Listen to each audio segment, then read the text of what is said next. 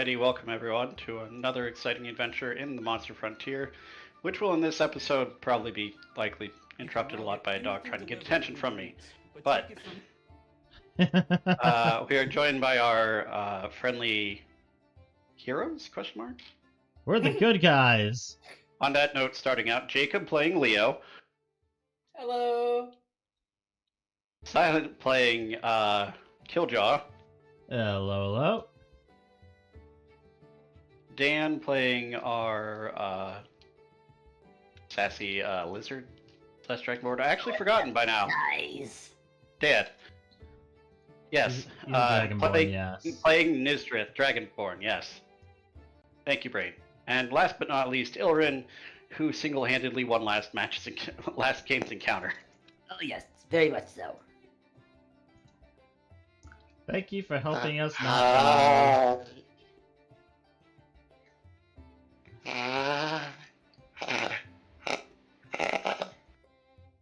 All right, and Okay.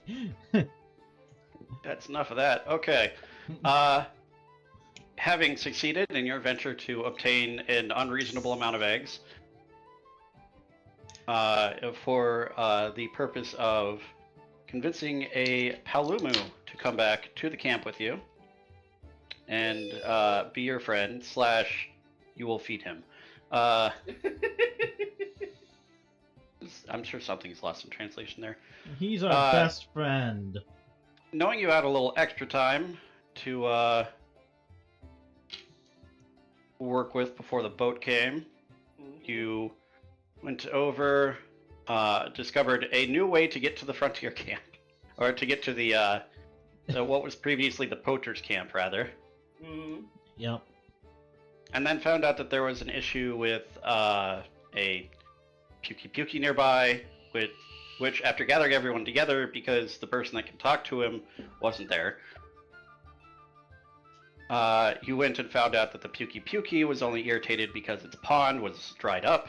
And then you figured out the pond was dried up because of a Basarios, and then you figured out that the Basarios was sitting there because the spot it was sitting before had been taken over by something else, and you all went as like this giant accumulating parade of people and found a Legiana.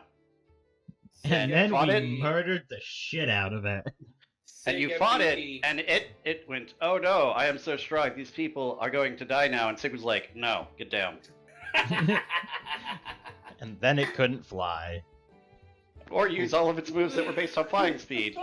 And then it was basically just a tank and spank.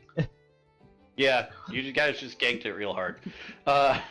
It reminded me of Kuluyaku's. Significantly, not so much, in that it took you more than one round to kill it. It's just a bigger Kuluyaku when you think about it. Alright, so, you guys, having finished this, come back to the camp. Just about evening, and after you've been there for about a half an hour to an hour, actually, cleaning up camp, the boat shows up. Woo! And we travel back to the frontier camp, which gives me enough time to not be exhausted anymore, right? Right. There is a little matter that you're coming back with 2 more people than you left with. And a giant monster. Oh, one of those people is the monster. Mechanical question. But after fighting the Legiana, did we have enough time somewhere in there for me to carve a new gacha knife? Sure. Okay, it's I can make a new one on a short rest, so it's just... Yeah. Okay. I'm gonna try and pop out chat just in case I'm in chat.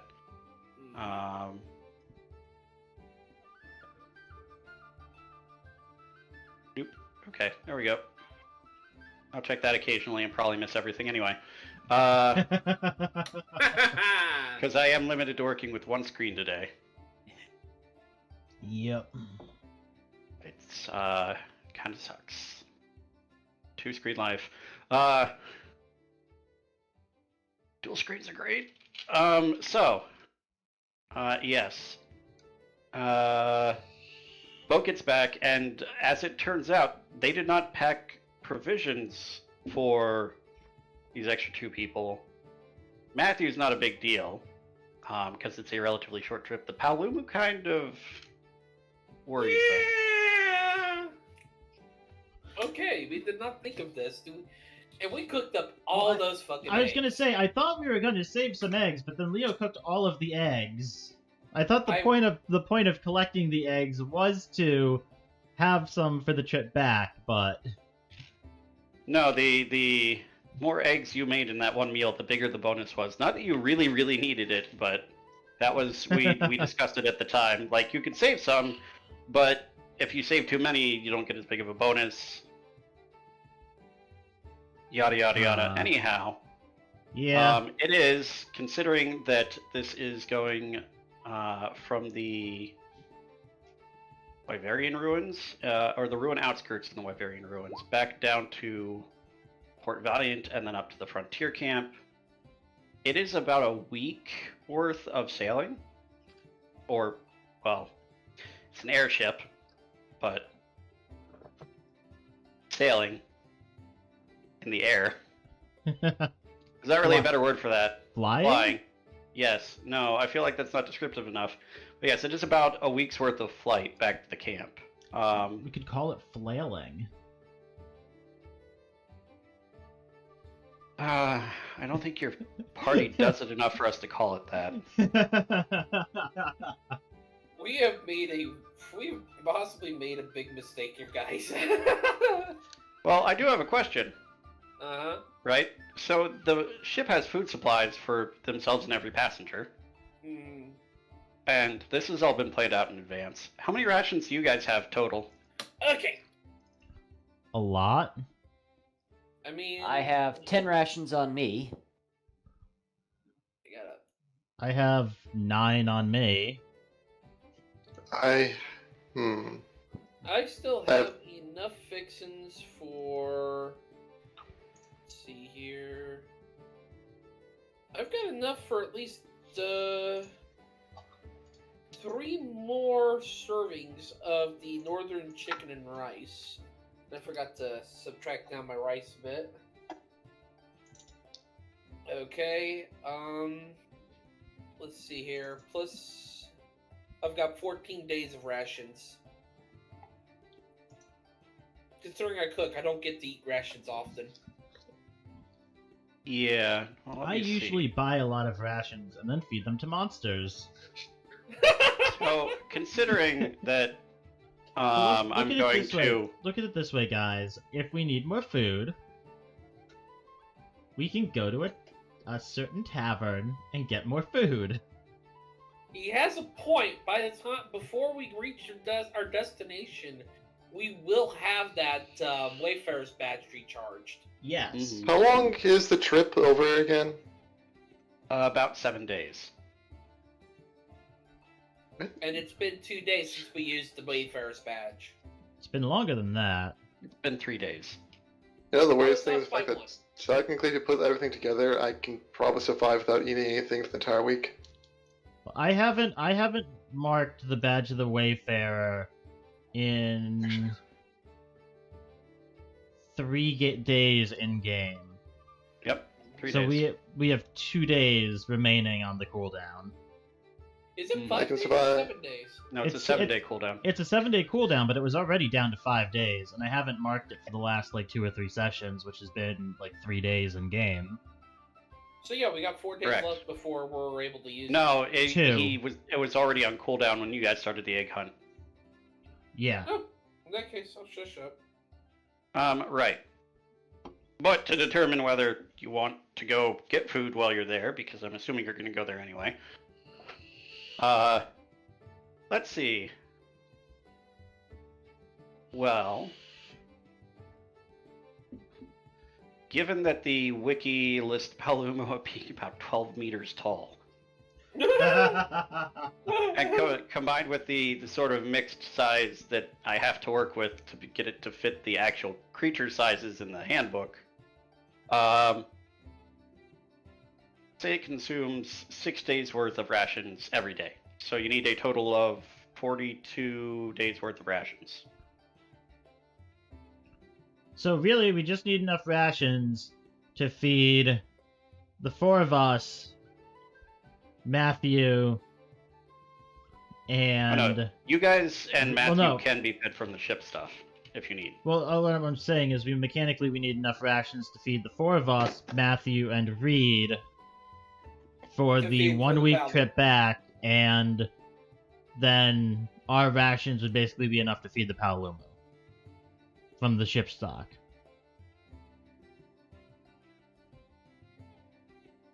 Yes.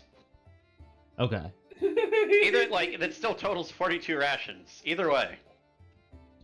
I'm saying it so my brain understands it, retains the information. Your brain is weird, okay? And your brain kind of went about that the opposite direction that most people would have. I mean, think- I'm I think playing we have enough. Killjow! I think Hey, we have election- enough. No worries. It does help that they also were, like, part of the fare that the guild paid them included food and such for Stephen Henry. Yep. I was gonna say, you would assume at this point, after all of the monsters we brought back on our trips, they would just have assumed we'd have at least one new monster coming back with us. That's assuming a lot. Yeah, that's a pretty big assumption. I'm gonna have to agree there. No, we brought monsters back on more missions than we haven't brought monsters back. It's a very small sample size, though. Anyway. Out of 5 missions, we brought friendly monsters back on 3, and we brought a capture back on 1. There's only been one mission that we haven't brought a monster back on. He's Yep. not wrong. In fact, the last mission we were on, we didn't just bring back one monster. We brought 2. We brought 3, didn't we? Steve Henry, Alpha. We almost had Heidi, but Heidi swam off. Alpha's not a monster. Alpha is a thing. Alpha is Alpha, but it still fits. Alpha is a work of art. He also I'll doesn't need accept to that. eat. He also doesn't need to eat. Benefit Right. of constructs. He eats our magic. So, do you guys have 42 days worth of rations sitting about? Let's see I have here. 9. I've got I have- 14 rations, so 23. So how many do you... I have 10, so that's 33. Do you have at You least... can nine? have. You can have my 10.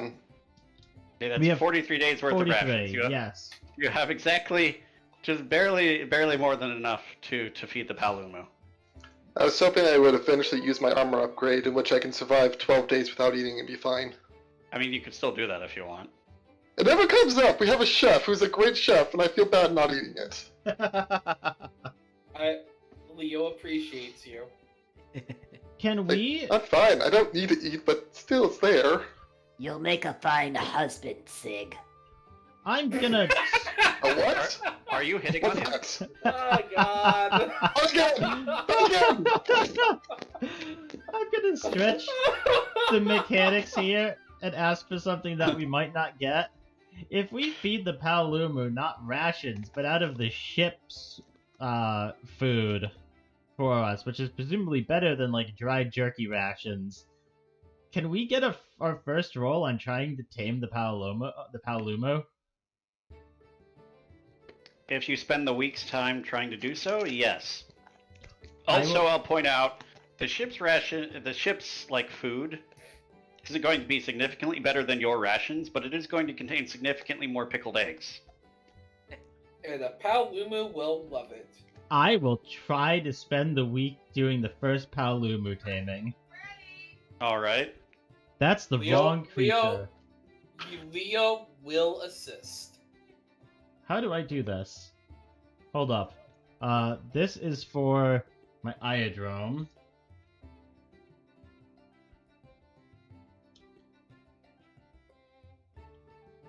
I actually need to now, like, label which each taming slot is for. Yep.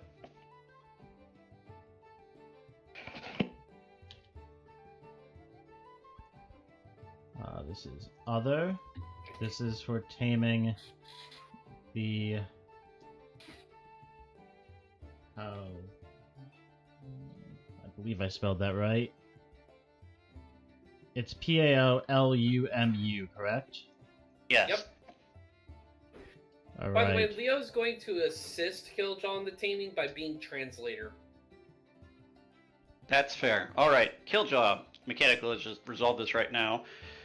The course of the trip where you are not in the Wayfarer's Respite, because I'm assuming you're going to go there, possibly on the trip, possibly when you get back. Either way. Possibly on the trip and 4 times after we get back. You guys, I will be right back. Dinner just got called. Right, so we'll just say make me an animal handling check with advantage. Alright. 10.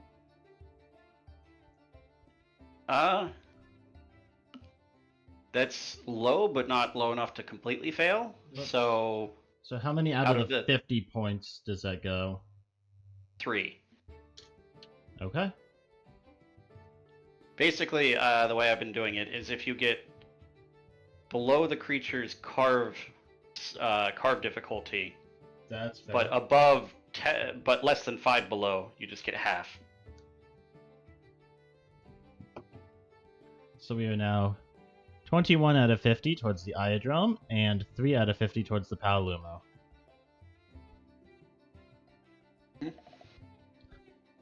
We're playing Pokemon, but it's Monster Hunter. I need to make a folder that's just monsters that Kiljow is training. I mean, you can just give me a character sheet for the Paolumu, like you did for the Iodrome. Yeah, let me see. Where did I put that? I think that was in the He actually has one. I have character sheets for all the monsters that you guys have the possibility of encountering in an area. Oh, that's better than me. I just run them out of the monster manual. No, like, look, it's a PDF. I can just copy paste crap. This is And at fair. that point, I can also do that with the monster manual if I want to. Where are you, Paolumu? Oh, that's the egg hunt creatures.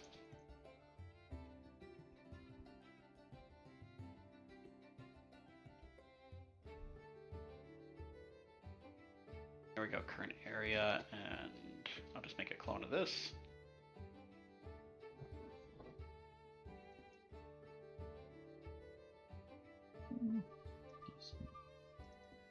Give you the ability to see and modify it, because you need to modify it to ever actually use it for anything.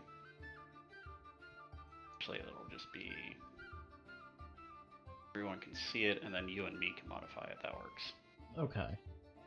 And I'll say probably just for, probably for the purposes of going to the tavern, we'll probably go after we get back. Just that way we've gotten paid, so everyone has a little bit more money they can spend. That may be the best choice, yes.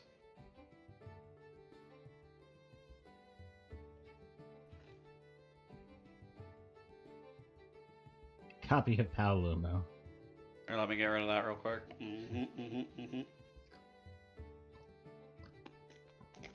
Yes, for those of you who didn't know what a Paolumu is, that is the Paolumu.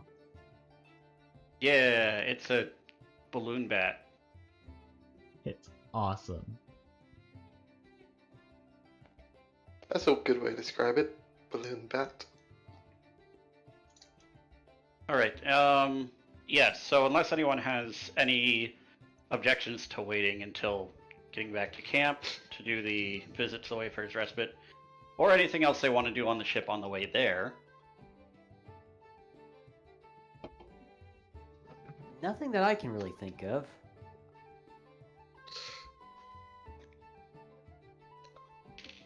let me check something. Okay.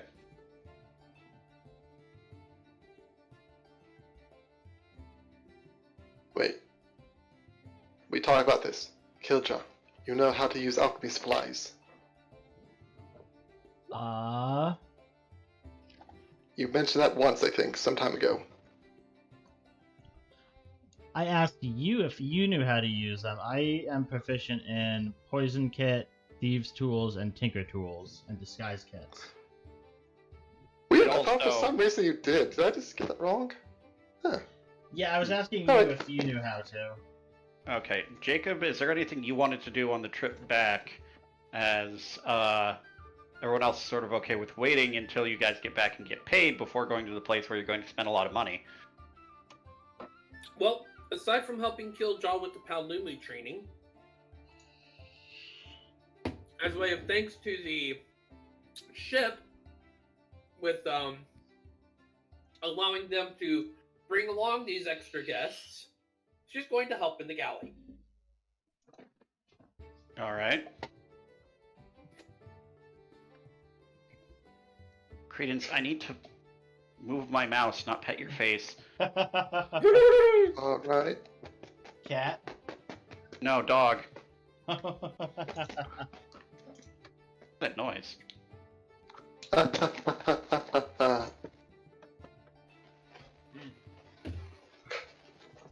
Mike made it sound very strange. Right, anyhow. Any All right. reason. Sig, are you wanting to... Oh, you're wanting to do some crafting. Are you going to involve your soon-to-be employee with the thing that you're going to be employing him to help you do? Maybe well.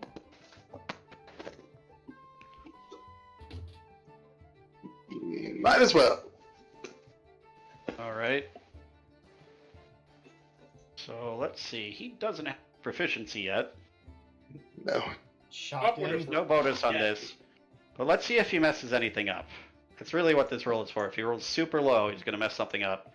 No, he didn't. He's not any good at what you're doing, but he's competent enough at following instructions and just listening to you as you explain it. Go ahead and roll for crafting that. Okay. All honesty, I actually don't have this thing as this tool I can do. So it's just You've got Flash of Genius. roll You'll be fine. 1, 15 Yeah. plus. If you're not Say proficient at int. something, just have Flash of Genius. It's basically the same thing. Alright. It has the ability to give myself advantage. That's 15, 16, 17, 18, 19 to make an antiseptic stone. Alright. Handily enough, you make an antiseptic stone by, Illiren, can you reset your mic or try reconnecting to Discord real quick?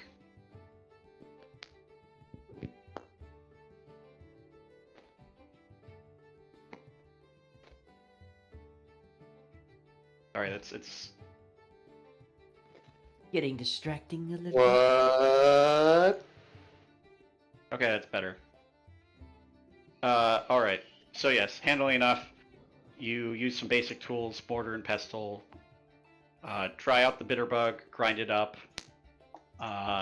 sort of smooth out the earth crystal, filling in cracks in it with this powder and make an antiseptic stone. Yeah. See this antiseptic stone? It is really expensive. Most people pay a lot for this. I'm not done with it though. Which is why the plague is terrible in these lands. Yeah, biggest problem. Hand sanitizer is expensive. Guess what you can do with an antiseptic stone? Mix it with any Antiseptic mix. bone. Mix it with bone and you can get antidote horns. Utilizing Okay. Woodcrover's tools. Alright. I presume you're allowing Matthew to help you again?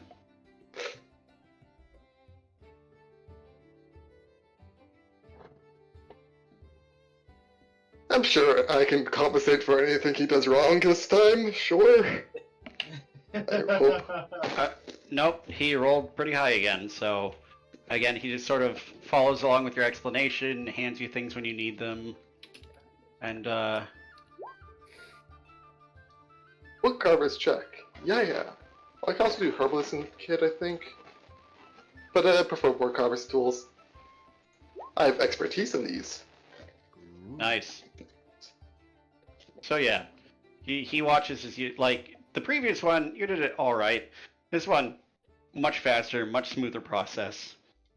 Show him how to like carve away parts of the bone in a certain way to form it so that the antiseptic properties are funneled correctly in order to make it function as the, what did you say, antidote horn? Antidote horn. Yes. Yeah. Guess what this thing is? 300 gold. Base price if you try to get one yourself. Yeesh. I made it from just stuff I picked up off the ground. That just makes me feel happy, you know? I mean, you're an Making something on artificer. hands. Should be what you do. And also, like, it does something, I think. I believe it functions Action. as, if it's what I'm thinking of it, I believe it functions as an antidote, except that it applies in an area. Well, holding it, use an action to expand a charge, has 3 charges, give one creature that is within 60 feet of you advantage on saving throws against poisons for 1 hour. Oh, neat. Does not help undead or constructs. Gets 1d4 charges at dawn. Very Like nice. 1d4 minus 1 charges.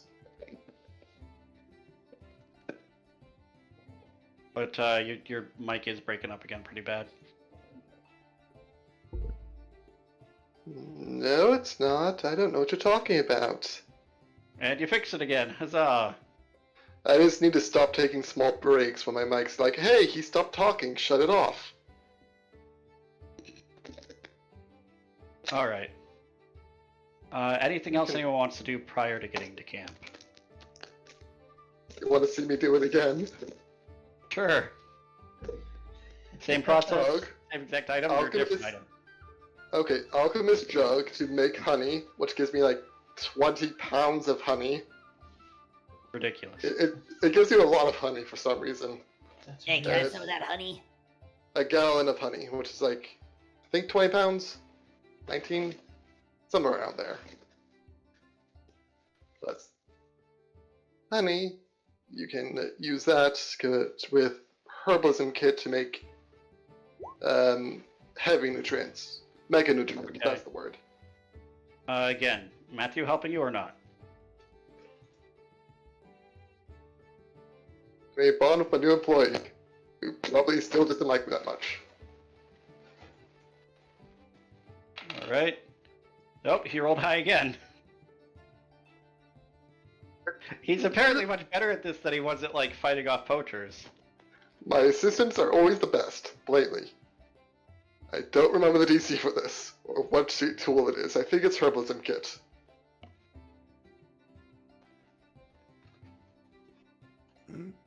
I think. Herbalism kit, 19. You know, because I have them, Flash of Genius, add another 4 to that, just in case. Sure. Again, handily put these together, mix them in a bowl, and show Matthew like the correct ratio to mix them in and the correct speed to mix them at, so that it creates mega nutrients. So, this next part is the worst part, and I'm not sure what's. Wait, no. I had this planned out in my head ahead of time, like the weird steps I'm taking. Wait, I needed something else for this, I think. I don't have yet.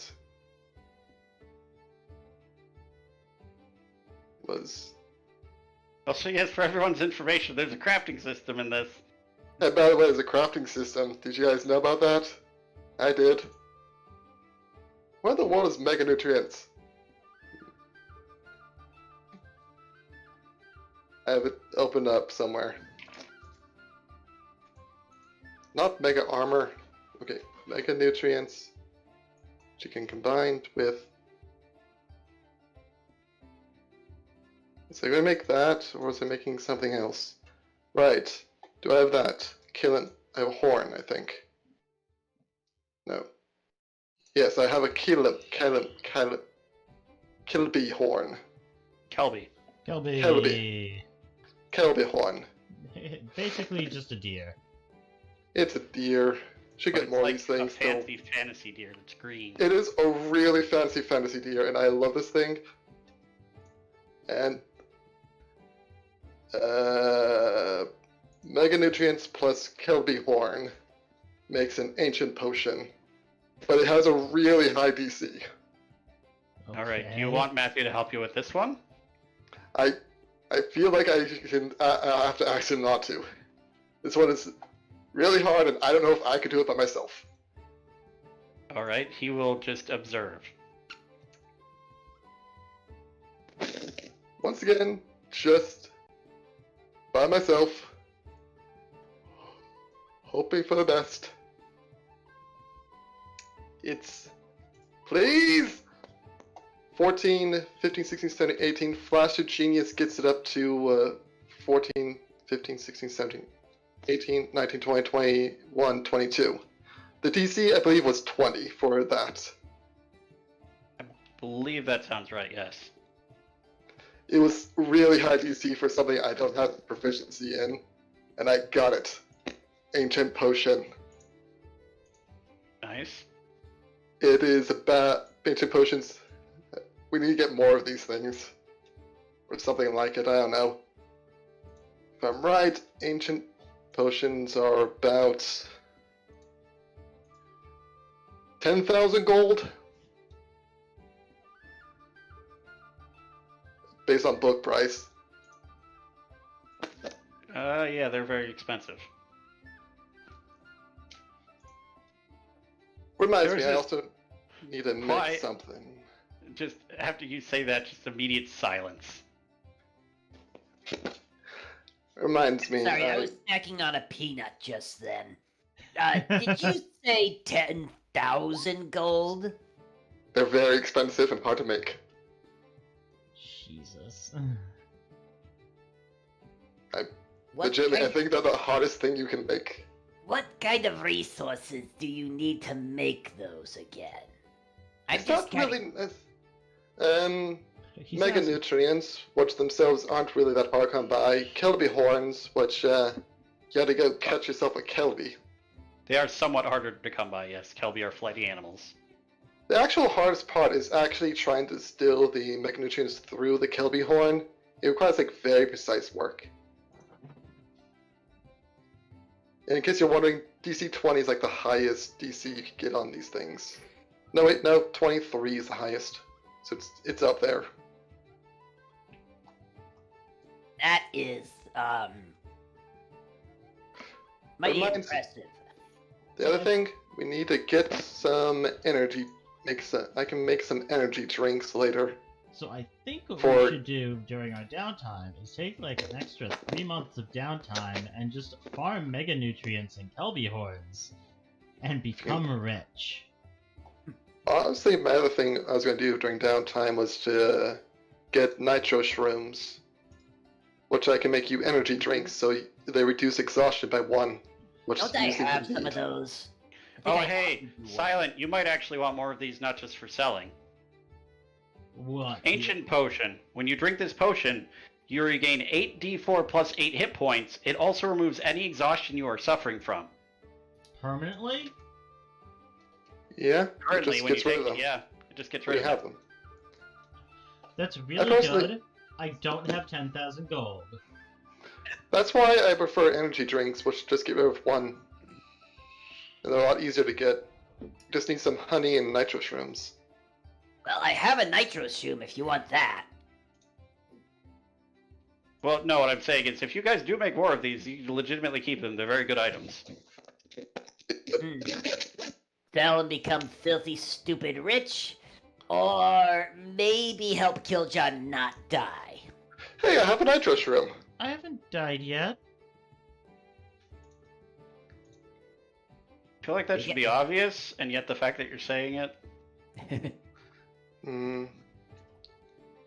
I don't Knock have- on wood, Kiljow. Knock on wood. I'm fine. I haven't died yet. So he's so dead next mission. They wanted to see me do something else? To be fair, we could all die on any mission we go on. We are He is correct. fighting giant monsters. Yes, Sig, I want to see you make this energy drink.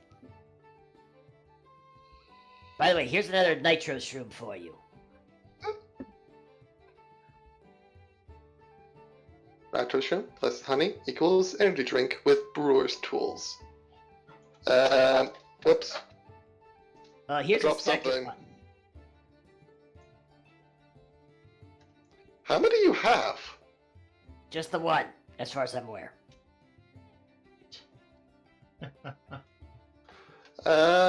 Right, bright tool for the job.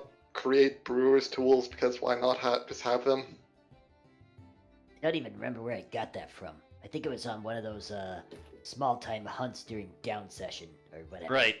So you managed to cobble together, like, between various containers in the ship and some tubing that you happen to have on you, and a bit of duct tape and magic, essentially. Mostly duct tape. Actually, that spell, duct tape and magic. And this contraption Tape and you're magic. making also make alcohol? I mean, yes, if you know what you're doing. I don't. I can Alright. figure it out. Again, question on these ones, Sig, are you involving Matthew?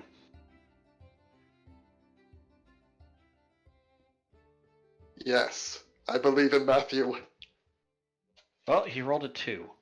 Ooh. Matthew, how dare you? So you get a -2 to your check. It still succeeds, I believe.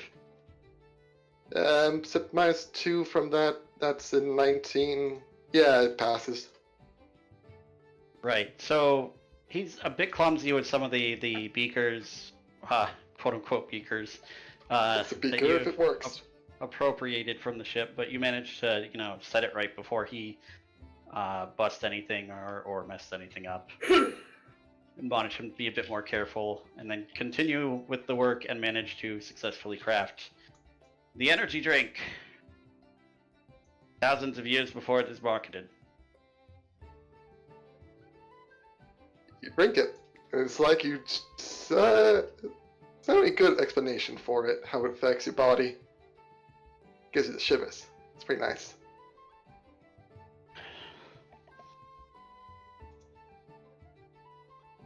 All right. Any more recipes to make?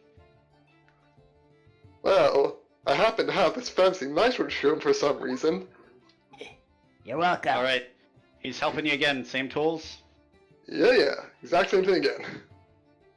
Okay. Well, this time you get +2, Ooh. as he rolled a natural 20.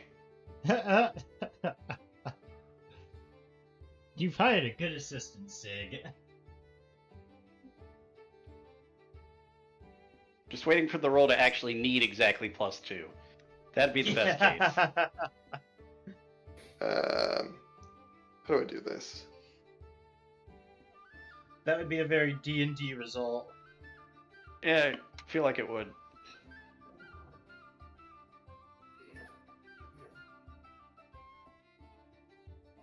+6. 22. For a Nice. DC 17. All right. The advantage helps. The advantage mostly helps. It's mostly that. Thank you, enhance ability. But yes, you and Matthew, having gone through it once, go through it again, and you notice he's much more adept at helping with everything in this particular instance. It feels like he was, needed to figure out how it went the first time. And you make yet another energy drink.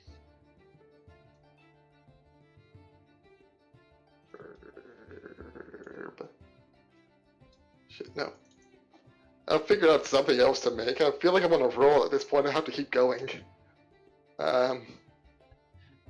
That's how gambling gets ya.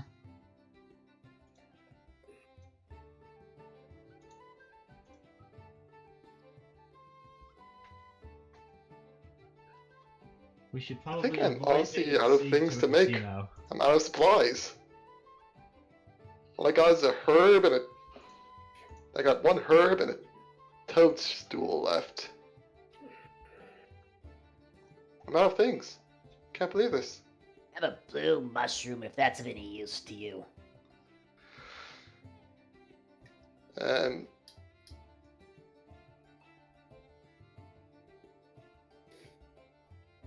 What do herbs even have a use for? Potions? Mostly Yeah. potions. Yeah. Yes. I mean,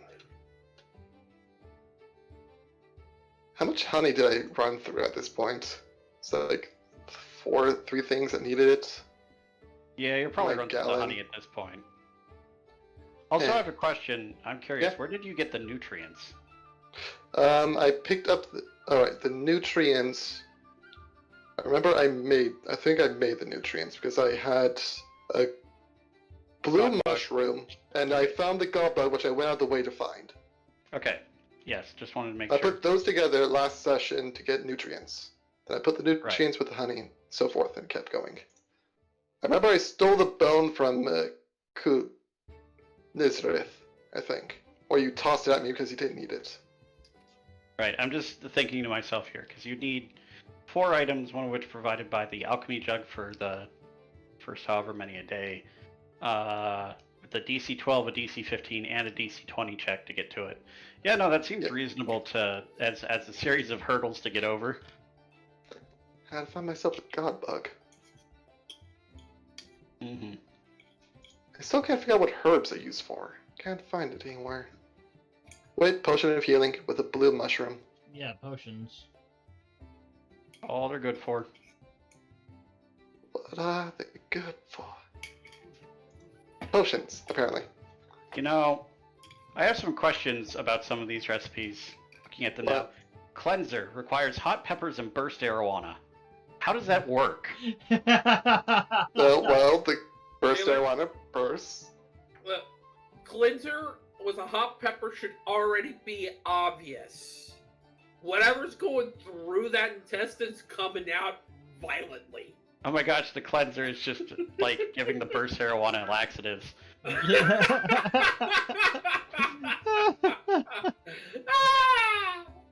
Yes. On the positive note, though, your intestines will never be cleaner. I do not really need that in my head, thank you.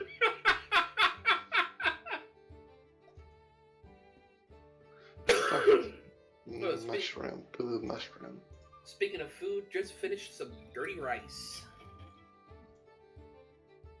Good stuff. I mean, you don't rinse your rice? Oh no, that's what we call the recipe. It's hamburger. I know, I'm just messing with you. Hamburger and sausage in fried rice Mm-hmm. with mushrooms is good. That's still. You can make some poisoned meat. That's awesome. Why not? I think I'm out of things to make. Yeah. Alrighty. So, anyone have anything else they'd like to do on the way back?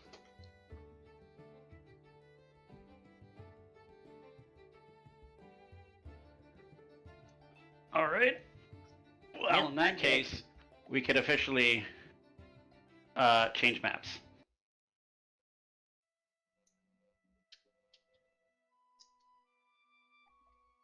Other like There we a go. dumb skyship.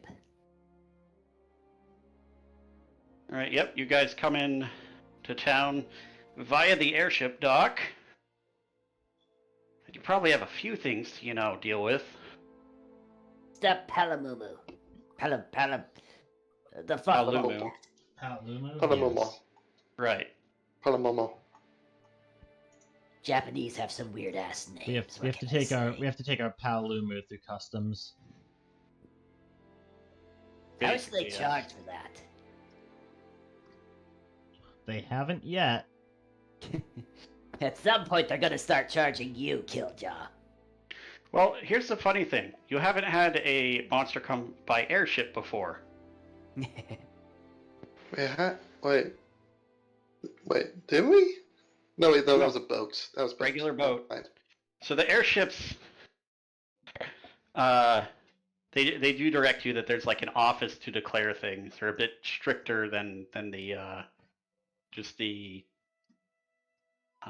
water ships for transportation of things. Probably something to do with the fact that it's harder to make a ship fly than float.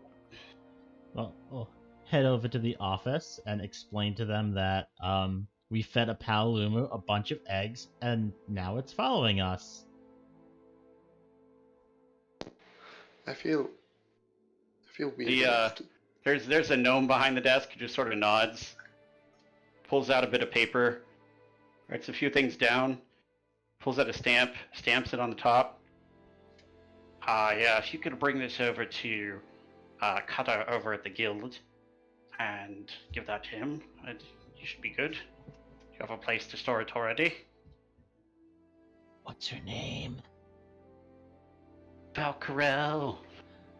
We were gonna bring it over to the pens that Valcarel has. Or is she giving you some access to those then? Yeah, I already have an iodrome over there. Do Steve and Henry stay there? Yes. Steve and Henry also stay there. I'm going to go on the assumption that Steve and Henry are pet names that you assigned to some monsters, not actual people. Anyhow, have a nice day. They're real people, all right. They're people. They're part of our I team. mean, they're Ludroths, but they're people. Right, anyway, Ludroths are people too! have a Justice good day. for Ludroths.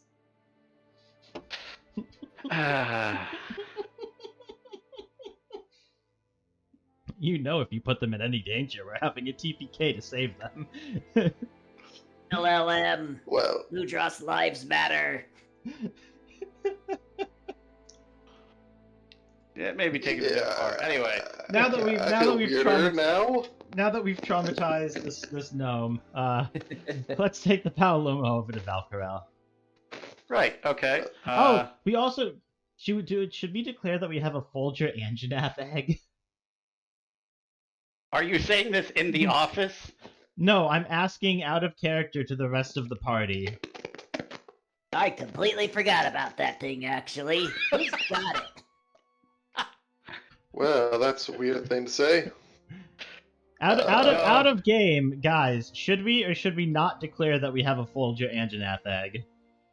I mean, you have been presumably having Bartholomew help with it, keeping it electrified the whole time. Yeah. We should probably declare that we have this. Probably for the best.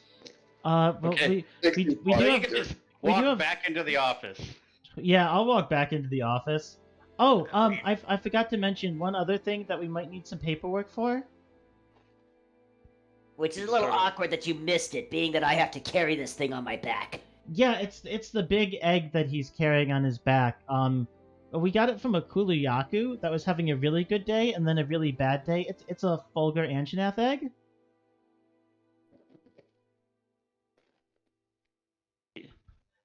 We were gonna bring that over to Valcarel too. Right, let me just... And he pulls out a different piece of paper. Signs it in different places. Could you hurry it up? This thing's Damn killing it. my back. Oh, you're fine. Writes slower let's talk to despite myself you. for a second here. You could You're carry right. like 4 of those. He writes it slower despite you. Oh, I don't like you. I respect this man. And pulls it up, and it has almost like a carbon copy type of thing going on with like a tablet underneath that is pressed into a thinner sheet of parchment. He pulls the top one off, hands it to you. Yeah, just take that over to Valcarel too. Anything Okay. else before you go? Is there a copy of this one that I need to bring to Cutter? No, I think Valcarel handles most of the egg retrieval or orphan, I suppose is a better term for it. Retrieval. Oh, okay. Cutter's just in charge of the guild, and they handle more of like full-size monster captures. But what if we want to make it into a full-size monster capture? It's just going to take a couple of years. Yeah, we want to hatch it and use it as a mount.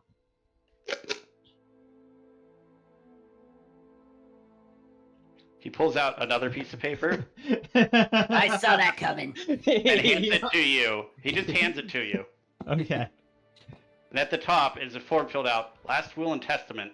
I keep trying to mute myself when I leave. Huh. I don't have enough stuff for this. Right. Anyway, if that's all. Yeah, no, I think that about covers it. We'll come back if we forgot anything, though. Please wait about 4 hours to do so. Alright, that was the last BRB on my end, guys. I apologize for that. Is that when he gets off of shift? It seems likely. Hey, D. Yeah. Matthew, any paperwork to come here? Registration? No, interestingly, like, people come and go in the frontier camp. That's not something they really, like, keep track of outside of individual organizations. So, like, you might have papers for Matthew if you want to say, like, he's a member of my business or anything like that, but you'd have to draw that up yourself. Gotta keep track of my employees. Sorry. Set up and claim, like, yeah, these people, they work for me. Yes. Or some sort of identifying thing that lets people know that they work for you in case they need to, do things for you around town. That would be on you specifically. If you need someone to write a contract, I know someone who's really good at writing contracts. You all know someone who's really good at writing contracts. Yeah. That's right. Anyway, my apologies constantly going back and forth there, guys. What did I miss for real quick? You declared at customs and annoyed a gnome.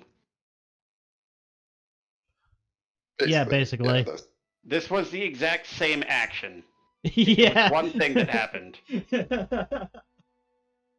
Yeah, you see, we declared the Palamu. I'm not even gonna try anymore. The giant Palumu. puffball and the egg that I'm currently carrying on my back. Which, by the way, can we get rid of this thing? It's really heavy. No, we need to hatch it, but we should go over to Valkyrie now. Yeah, let's go to Valkyrie. Oh, and Bartholomew, the pipe's up now.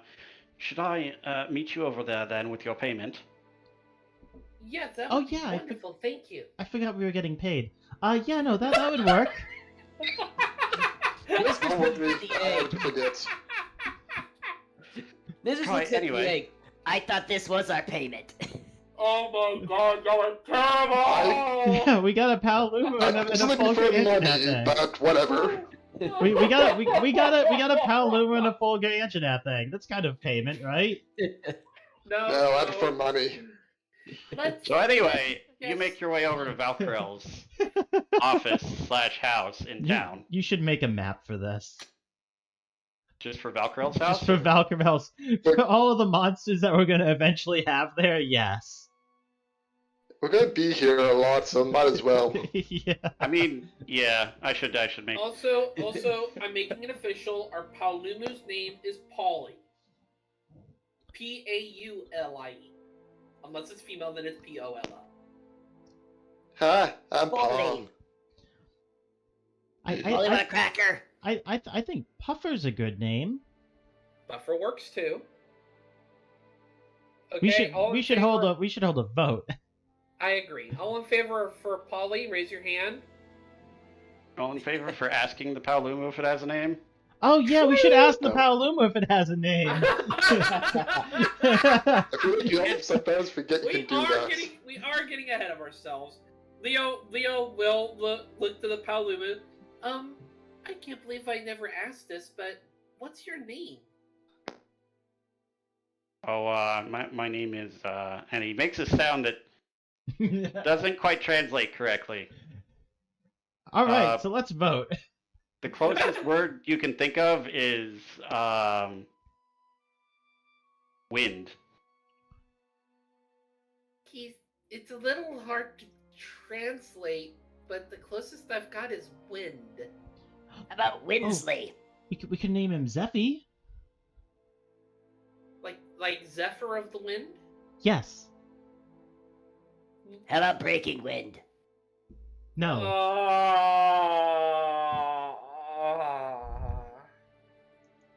You know what? I'll roll for the psychic damage myself. Yes, Wow, it didn't even work. You didn't even roll! Oh.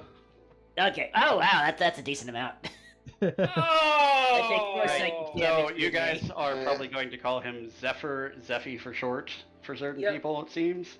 Yeah, All right. Leo's going to. Yeah.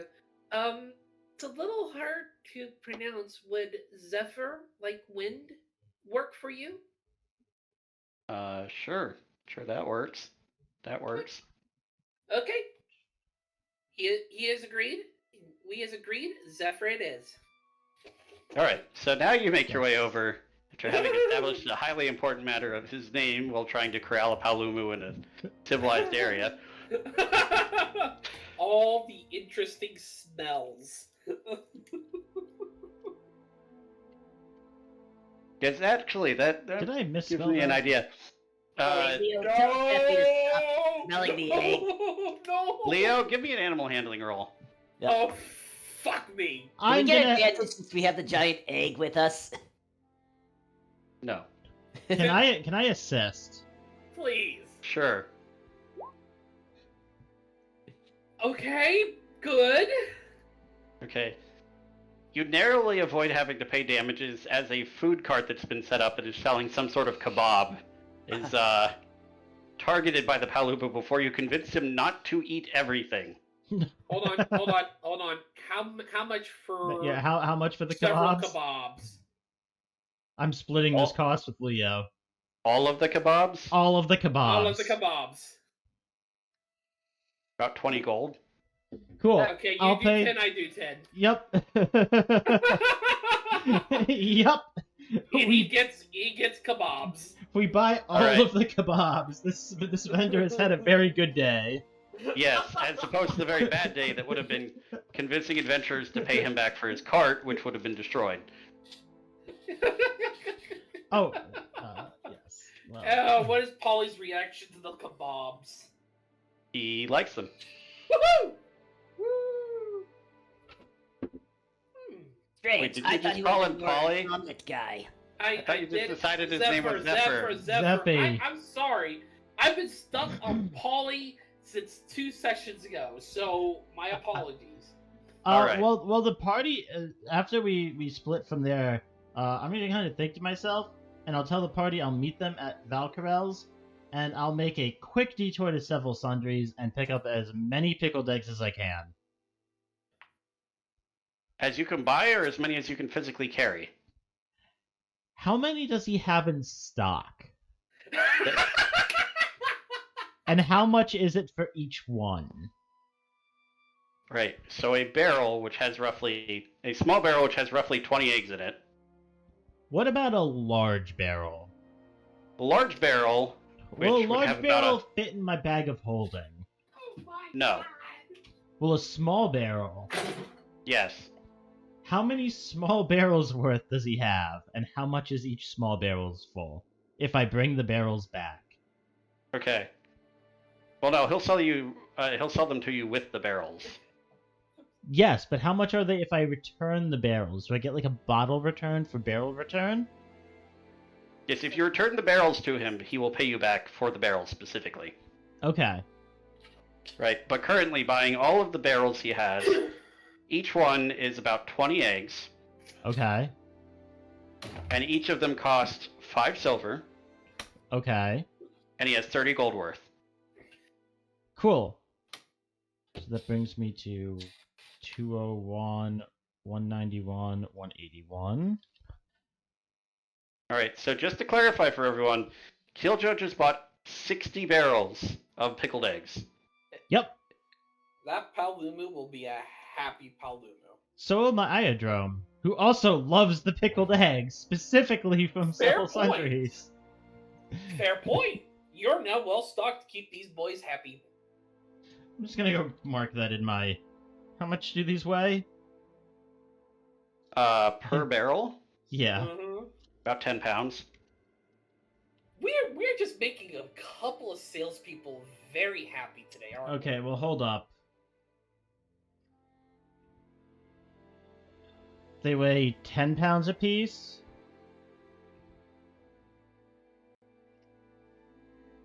Let's say 8, actually. 8. Given the rough size that you need for a pickle barrel for that many eggs. Alright, so let me see if I buy... He might not have room in his bag of holding, people. 30. We have hit the limit. Oh my god.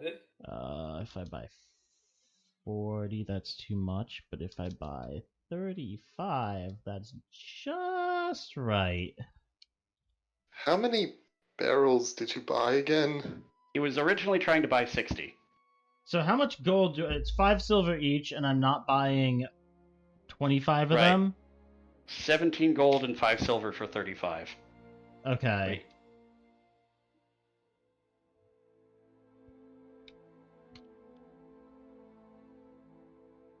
Which gets you back 12 and a half gold.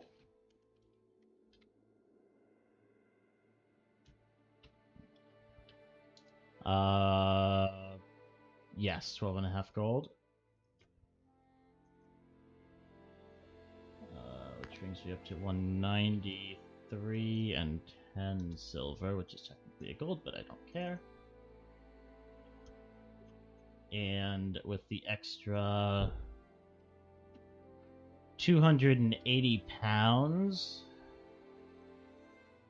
I now have 485 pounds out of 500 in my bag of holding, most of which is pickled egg barrels. My god, you crazy bastard. I'm playing Kiljow. I reiterate this sentiment. Y'all You're not dead. are going to be responsible for the driving force behind the invention of Costco in this universe. I'm okay with this. I head to Valkyrell's. All right. Everyone else, you get to Valkyrell's without too much more English, without too much more issue. Kiljow says he'll meet you there and bolts off. Does anyone seem concerned about it or no? It's fine. This is a normal thing that happens. This is normal. I really need to get this egg somewhere. All right. We're getting So, to I'm probably realistically it- only like 5 minutes behind them. Yeah, you get to Valkyrell's, and she opens up the door. I don't think you've met Valkyrell, Nysdrith. I don't think so yet. All right. Well, you get to this medium-sized house. Knock on the front door. Wait a minute. You hear a voice. Oh, one moment. Please hurry, this thing's heavy. Leo, no.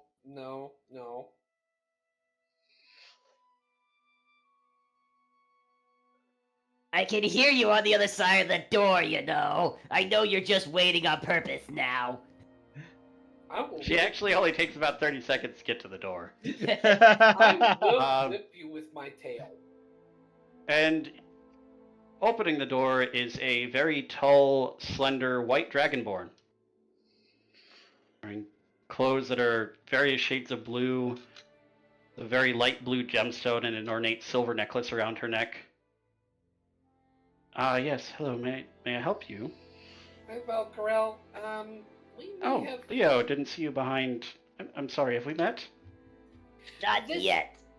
This would be You have a Nysdrith. place I can put this down at. We may have brought back a new friend in an egg. And she motions with her hand and the egg, like, levitates out of the basket you had it holding in. Oh, thank God. We've identified it as a Folger Anjanath egg. How did you get this? Would you believe a very lucky than unlucky Kuluyaku?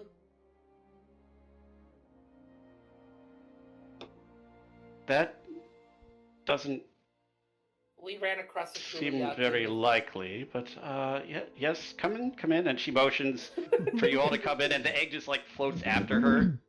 Kiljow arrives probably about this point. Oh, and then she says to Leo first, actually, the entrance for your friend, at least temporarily, will be around the back. Zephyr, if you'll follow me, I'll lead you around the back. We can settle in. And Leo will lead Zephyr around, probably Right. just in time for Kiljow to arrive with Yes. a You shit notice ton of barrels. this is I will point out, this is not where she keeps the monsters. This is like her house, but there is a monster-sized door on the back. It's like a They- barn door. That checks out. Uh-huh. There's like a little winch next to the door that you can start pulling up the door with. Oh, Leo, wait, hold up, Leo. I'm waiting for you, Kiljow. Come on. Okay, thank you. I filled my bag of holding with small barrels of pickled eggs. I shouldn't be surprised, and yet I am. So once we get him in the back, is there like a trough for animals to feed? It's mostly just like a sheltered area with some water, and like there's a small like shelf that you could put some stuff on. There's no like metal like trough or something to put like feed in or something? No, this is obviously not intended as a permanent area for a monster. Okay, well, It's like a at some stables they just have like things on the wall for feeding or things like that. This seems to just have sort of a table, since to assume this is for larger monsters. okay. How many can I empty 2 barrels onto the table? You're just gonna take the barrel full of eggs and vinegar and brine and just pour it onto the table? No. Just open one and start hand feeding him. I just want to confirm that this is what you're planning on doing. Well, I mean, I thought the barrels just had the eggs in them. Well, no, they're like pickle jars don't just have pickles in them. They're pickled eggs. All right, fine. I'll take out 2 of the barrels. Is there enough space on the table for 2 barrels worth of eggs? Yes. All right. I will take out the eggs from 2 barrels, put them on the table, dump everything else out, and just put the barrels back in. All right. Which I need to actually look up how much a small barrel weighs. Oh my goodness. Hey, I'm getting 5 cents on the dollar for returning these.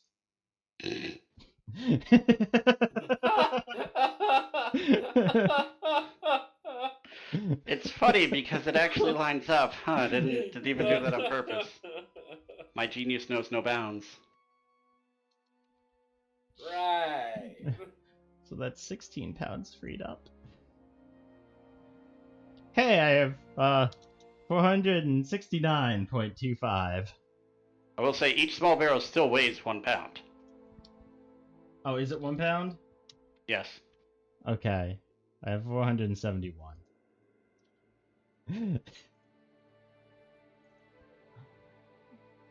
And yes, I put the eggs on the table for the Paolumo. I dump all the vinegar and everything else just out onto the ground and put the barrels back in the bag. Okay, so Leo and Kiljow presumably go inside, yes? Kiljow with a Yes. hand that smells like pickles. Yeah. Okay, cool. The other 2, you follow Valkyrael inside, and it seems like this is sort of a lobby area. She Mm-hmm. pulls out a basket with some padding in it and lowers the egg into it. Right, so...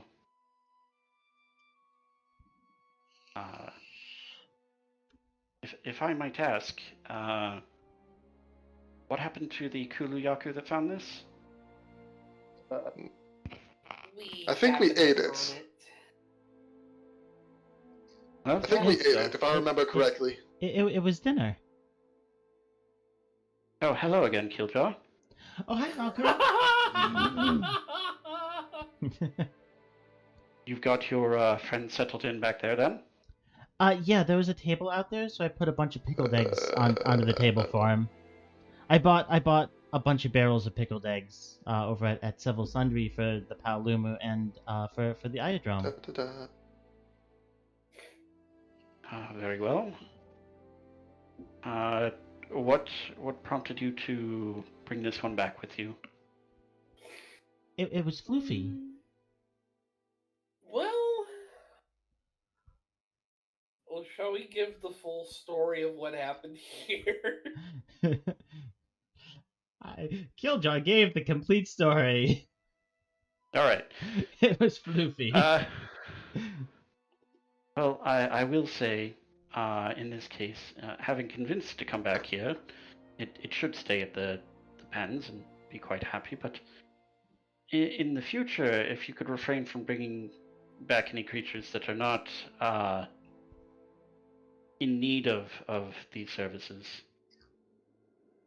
Like this egg, for example, you found it, and obviously, without care, it will simply die.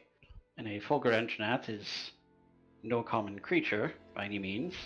Well, we managed to identify that it needed electricity to be okay, and the person we were on the mission with was able to provide it.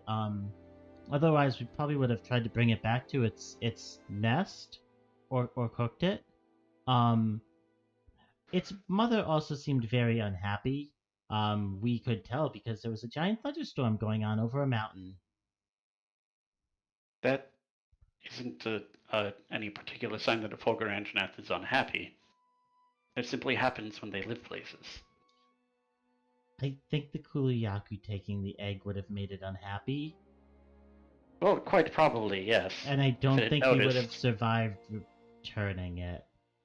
That, I was about to say, would have been a terrible idea. Yeah, we weren't about to try that. Even But- with my ability to talk with creatures now, it's... Yeah, not exactly a good idea when they're already angry. But we brought it back here to you because, you know, we knew it needed electricity, and we know you have a knack for raising electric monsters, like the big Zinogre that Leo told us you have. I think Leo Kiljow has met the Zinogre. Yes. Yeah, like the big Zinogre that you have. I don't raise electric type creatures in particular. Largely any stray monster that ends up in a situation where it needs a home, and simply allowing it to die in its habitat is not the desirable course. Yeah. I recall you did not seem too keen on interacting with Noir while we were up there. Remind me, who's Noir again? My pet Nargacuga. Ooh, right. Oh yeah, no, I had a bad experience with the Nargacuga. When I came to the frontier camp, it was because Avara and her party rescued me when I was living out in the jungle, and I came back, shall we say, with a number of Nargacuga spines in my chest. Well, that's fair, but Noir will always have a special place in my heart. I think it wants to eat me. Oh my goodness, I'm sorry. Be that as it may, I do. As you're talking, she's rummaging around through some cupboards. Ah, here it is. She pulls out a large, green-tinged stone, and a weird, almost suction cup-looking cloth, and like puts the stone in the cloth, puts the whole thing on top of the egg, and the stone starts generating tiny shocks. Okay, that's kind of cool. Oh, we should mention, I don't know, does Fulgus come here often to the frontier camp? On occasion. He might have need for your services as well next time he's here. Oh, he already came and went? He's not asking for any space in the barns or stables, but he did need some advice. Yeah, no, he made friends with what was the creature called again? An Estalos. Yeah, he made friends Giant with an lightning Estalos dragonfly. when he helped us with a poacher's camp we came across. Yes, he mentioned that. Didn't particularly mention anything about an egg or a paolumu. Oh, No, we, That that we, happened after. kind of came after. that happened after. Right. Well, yes, I can certainly keep this one until it hatches and raise it at the stables. And the paolumu you brought, you said, will need to have a space as well, yes? Yeah, no, we would need a space for Zephy as well. I believe we may be able to have space for him a few stalls down from your iodrome. Oh, that would be perfect. And I know if you ever need any money for building new stable spaces, we'd be more than happy to cover that as well. That the offer is appreciated. I'll keep it in mind. It's not too often that the stables fill up completely. After a while, many of the monsters get rehabilitated and go back to their environment. Well, how much is it to build a new stable for a monster? It very much depends on the stable you're building. The barns themselves largely require a lot of wood. There's a lot of trees around here if you hadn't noticed, so that's mostly labor cost. Building the stables themselves, similarly, mostly labor cost. Anything for larger or more specialized requirements adds in some additional cost, of course. I will hand her 50 platinum worth of gold. Of course you would. That is far too much for me to be able to spend on such facilities for quite a long time. Unless you were looking to have me have something, I don't know, violent and powerful? An elder dragon, perhaps? Like a Bulger Anjanath? Knowing us, we're probably going to be bringing back another one. Oh, probably. Right. Well, if you anticipate bringing back a lot of monsters with you, I can certainly see about Do you getting need some more, new barns started. Do you need more gold? No. Anjanaths actually, when raised in captivity, tend to do pretty well with having a proper outlet for their aggression if you know what to do for it without being destructive. That's good to know. Every time I've seen an Anjanath out in the jungle, they're burning down the forest.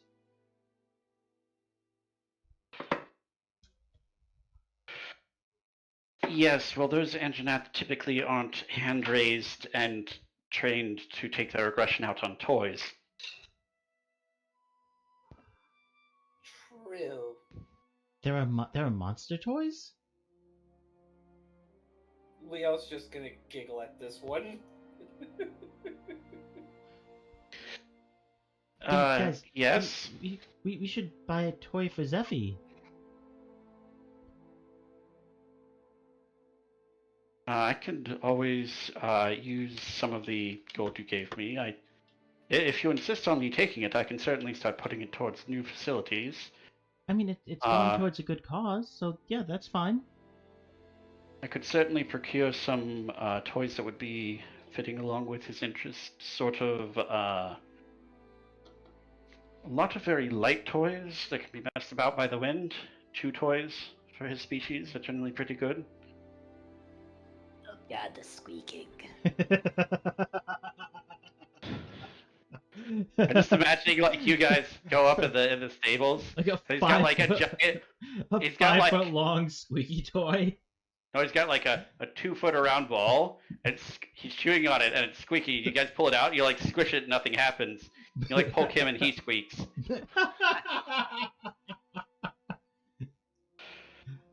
Oh my god! I love This is Palumus. hilarious! I love Palumus so much. They're such a cool creature. And having just peeked at chat, hello Shadow. Woo! Welcome to the madness. We're taming monsters. It's like Ta- Pokemon up in here. I was gonna say, Taylor's trying to run a Monster Hunter campaign. We're playing Pokemon. Joke's on you. And like, what session you're gonna come and be like, where are all our character sheets go? And I'm like, gonna be like, surprise, we're playing PTU now. Oh my god, if you converted this to PTU, I'm 100% down. Right. Anyway, I would ask though, try and only bring back monsters that are in dire need, who can't survive in their current environment. Your Idrome, for example, lost its entire pack and was relatively hurt. This Palumu simply appears to be Hungry. fine. Yeah, we were at our camp with Reed, and we were cooking, and the Palumu showed up and was eating the meal that Leo was cooking. So with Straight from the pot. I mean, face and all. yeah, it was his face first in the food. So we figured that if it was hungry enough to approach our camp, especially with all the other creatures that we were finding out there, like a nesting Rathios and Rathian, and the Chameleos and the Fulgur Anjanath, and all the other creatures that it might be safer for it if it was here rather than trying to steal their eggs. Perhaps, but I don't know that I would qualify that as a great need for the creature. They are fairly opportunistic. Oh yeah, by the way, there's a Chameleos nesting out there. Are you certain about that? A giant sphinx showed us. Yeah, that's something we gotta talk about to the The guild. to the guild. Leo's Well- ears were laying back. We may have learned a few things that may be related to a couple of our previous missions. That's concerning. Well, I certainly hope that we're able to get that cleared up. A sphinx, you say? They're not very common, actually. Well, we first saw it in an interdimensional tavern. It had astral projected itself there, but yeah, Well, it's that makes more sense than it actually traveling there. Actually, yes. Well, yeah, it was it's apparently guarding something out in the ruins, related to I actually have to related to something called a fatalis. Right. You definitely better tell Cutter about that then. Yes. Yeah, so I mean, it seemed really strong, and it granted us entry into the ruins, and it let us spend the night there in safety. Well, that's nice of it. But did it have a name? Yes, Amun. Amun. Have not heard of that one. Most powerful sphinxes have rumors or stories about them. Yeah, its name was Amun, and it let us spend the night there, and it was actually really helpful. It also showed us where the Chameleos was nesting. Let us know that it was in the area, so we could avoid it.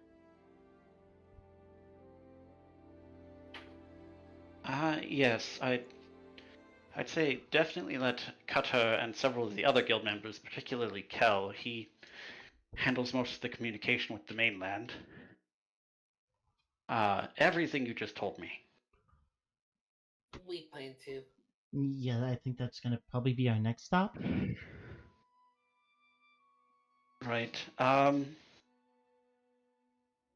I could just, and she digs around in the thing again, pulls out a ring with the green gemstone on it, puts it on her finger, like twists it, and the gemstone turns blue. Right. I'll get your friend Zephyr settled in, if you'd like, and see about spending some of that gold on getting some facilities for the soon-to-be Fulgur Anjanath, and presumably a bit of expansion. I'll let you know if we have any excess left over after sort of upgrading everything. Oh, okay, well, I mean, I'm sure it would be helpful for pens for either any monsters that need rehabilitation or any others that decide to follow us back, or, I mean, even just any creatures that are have capture missions out for them from the researchers. Right, of course. We could build a set closer to the camp for those. I'll have to ponder that. In any case, let me get Zephyr settled. You folks go over and let the guild know about all of this. Collect your reward. And at that moment, you hear another knock on the door. I bet you that's Bartholomew. That's probably Bartholomew, yeah. She goes over and opens the door. Hello? Oh, yes. I'm looking for some hunters. Are they here? Oh, Hi. yes, they're just inside. And she guides in Bartholomew. Hi, Bartholomew. Oh, hello. Yes. So the good news is the potion appears to have been quite a success. Here I have for each of you your payment. And he hands each of you a moderately sized satchel. It's what, 400 gold each? Inside of each satchel is 120 platinum. Oh my god. Okay. Did we get a bonus for something? No, the mission was 1,200 gold each. Oh, okay. I thought it was 400 Yeah. each. That was the base rate. Okay. We did a moderately good job, is what he's saying. Yes. No, I'm kidding. I'm kidding. Thank you, Bartholomew. You're a wonderful person, and I'm glad to hear your son is doing much better already. Yes. Hopefully continues to have the intended effect. Otherwise, we might need to seek out some more advanced help. Well, even then, so Bartholomew, thank you again for indulging us in the whole situation with the poachers in the process there. I'm just glad that everything worked out where you were able to get everything you needed. Yes, I am rather glad we didn't have to go gallivanting about for another Malfestio. They're not incredibly common. In any case, I'll be off, and I'll let you about your business. Take care, farewell, Bartholomew. madam. You know where to find us if you need us. Yes, of course. Stay. He goes. You're hunters. He posted a mission and you took it. That's how he would contact you again, I'd assume. Oh, absolutely. But then again, it's Probably. always nice to keep in touch with your former clientele. I mean, if we did a good enough job, he might post a mission for us specifically requesting us. Yes, that does happen. Yep. Mm-hmm. Sometimes people specifically request Credence, leave her alone. They occasionally It post doesn't mean requests. I want to pet you, you goofus. They people do occasionally post requests for a group of psychopaths masquerading as hunters to assist them in their missions. That's how the requests usually are.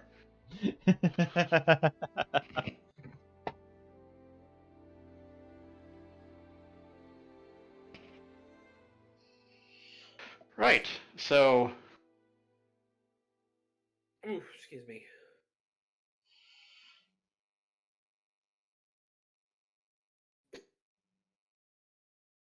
I'm assuming you guys are next heading over to the Hunters Guild to tell them about all of the things that are very important. Yep. Yes.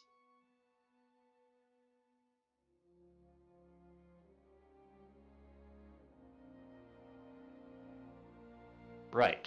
So the first person you find that you'd probably want to report to is Kel. Mm-hmm.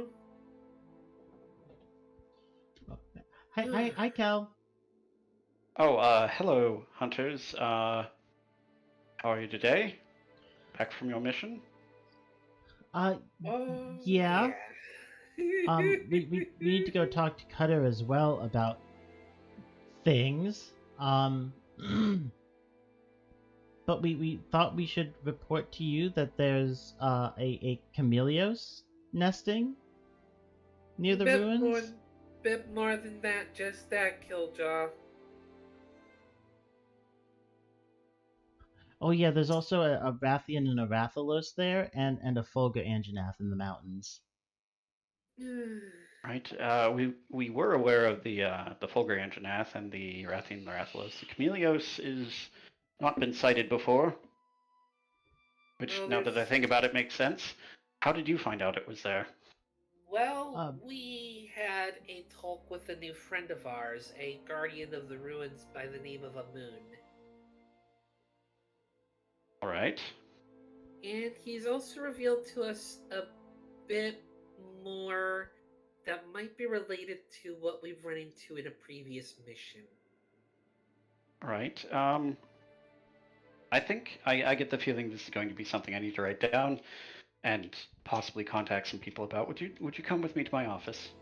Absolutely, it's what we're here for. Oh, okay.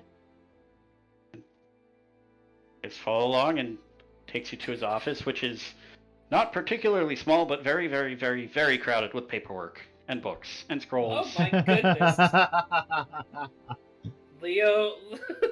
So it basically This- looks like the researchers' camp. Somebody get this man an assistant. Yeah, wouldn't that be nice? A competent assistant.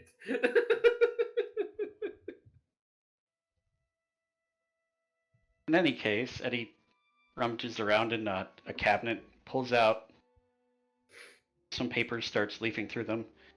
Yes. I think there's a guardian in the ruins. Was this the human wizard or the construct? Sphinx. It was a sphinx named Amun. Oh, that one's new. Right.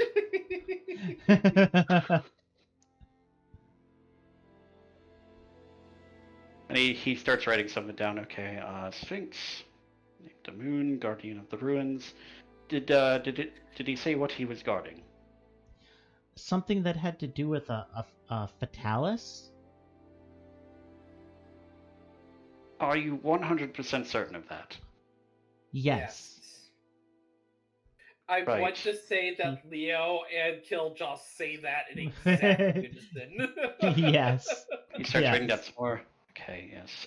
He Something kind- involving Fatalis, guarding ruins. Yeah, he gave us contact mainland. a big history lesson on kind of like the history of, I guess, life. It was At the beginning, the universe was created. This has caused a lot of anger and universally been seen as a bad move. Hitchhiker's Yeah, Guide, gotta love it. for the sake of brevity, Kiljaw will simply tell Cal what Amun told us. Leo will assist.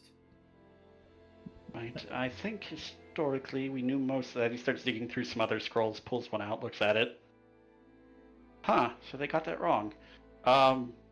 Right. And he scratches it out and writes in something. Right. He also mentioned something about the ancients making artificial monsters into weapons, which we encountered something more recent, seemingly indicating this was in the underwater ruins where we did the rescue for the researchers. It kind of lines up too, because during the entire search of those ruins, we've been running into rooms that was full of what could have been experiments of that sort. Yeah, they were more recent. Right, okay. Any description of these experiments? We will describe them, and Alpha seems to be one of them. Alpha doesn't Right. seem to be one of them, but the proto wyvern that we found down in the basement that we fought, Mhm. and the undead creature that we fought heading that was in the ocean when we were heading towards the Arctic. Believe Leo might have also been thinking of the Sarah Sharks and the Manomines. Yeah. Yes. Okay, so he's writing all this down. He's got like 4 or 5 pages so far now. Right. Okay. I'm also kind of concerned about potentially the safety of the information here in the camp. Why? Well, we gave all of the notes that we found down in the ruins to the researchers' camp, and then they were asking me when I was going to return them, so I think that someone might have used magic to disguise themselves as me and take the notes back. Yeah, they asked. It was when we were just leaving for this mission. I was finishing up with my regular weekly meeting with them about my bag, and they asked me to get with Kiljow about those notes because he had come by to take them back, and he never came by there. So vaguely concerning that there's someone here in the camp that is trying to collect the information back, and also that they probably know who we all are and what we look like. Yeah.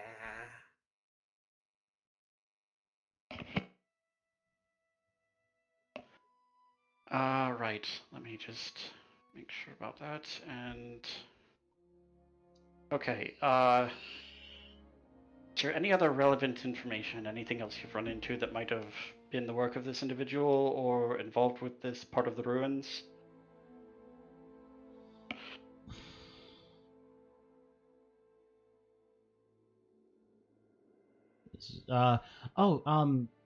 Yeah, on our mission to the swamp, actually, we found a bunch of spiders that were teeth. Could you perhaps be a bit more descriptive? They were spiders, but they were teeth. Do you know what the word descriptive means?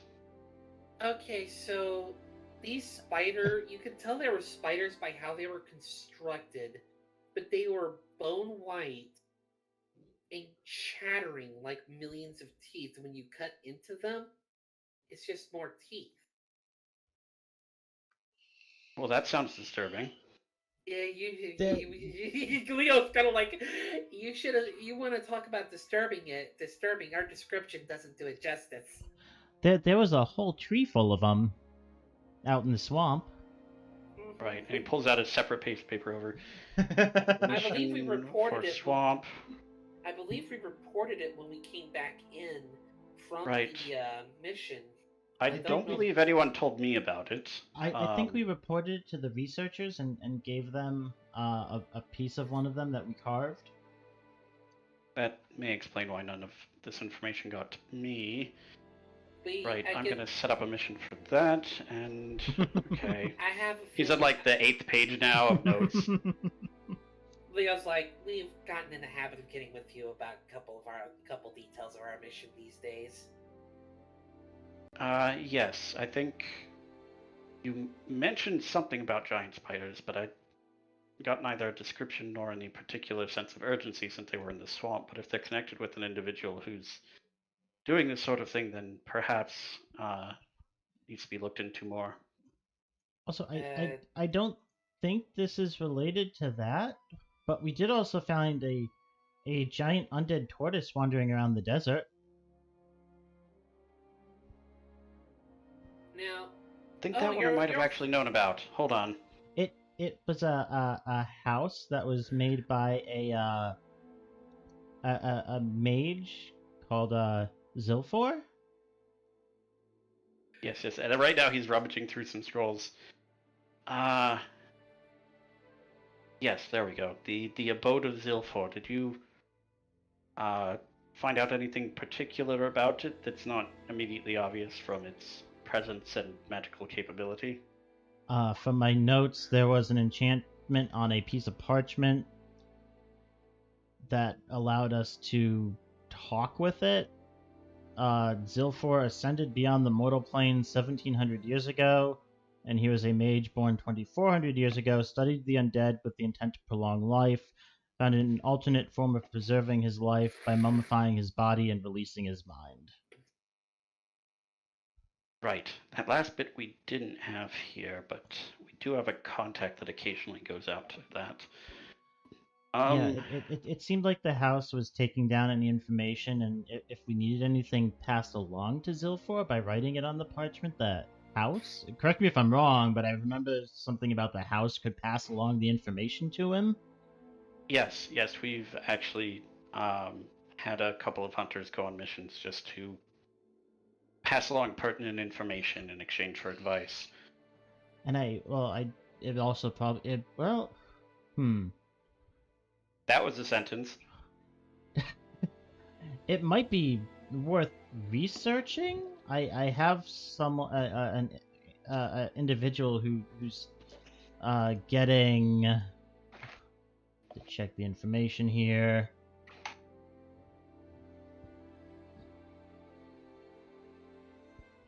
Who's owed the first bushel. But we were in the desert. We also found this magical extinct fruit that is related to necromantic magics called bloodstone fruit. There are currently 20 planters at the Palico farm growing it. Right. If we are dealing with somebody working with something of ill magic, we'd probably want more security on those, but I don't think otherwise we really need to worry too much about those. Oh, okay.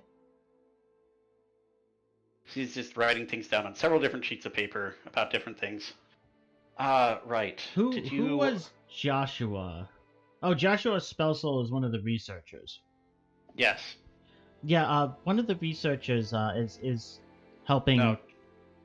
His name is Joshua LeBlanc. You gave me Joshua Spellsoul. Then I was incorrect. Okay, hold up. Wait. No, it's easier to just edit the NPC last name. It doesn't matter that much. Okay. Spellsoul, cool.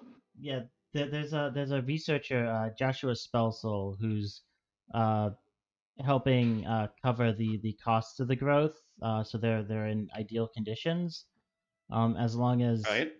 The researcher camp should be getting 40% of the fruits for the first month and 20% afterwards. So if any research is needed on them, they'll have a pretty apt collection. But considering that one of the experimented creatures we encountered was undead, and there's someone posing as us to get stuff from the researchers camp, and these fruits have use in necromantic magics, it might be worth putting some more guard on that.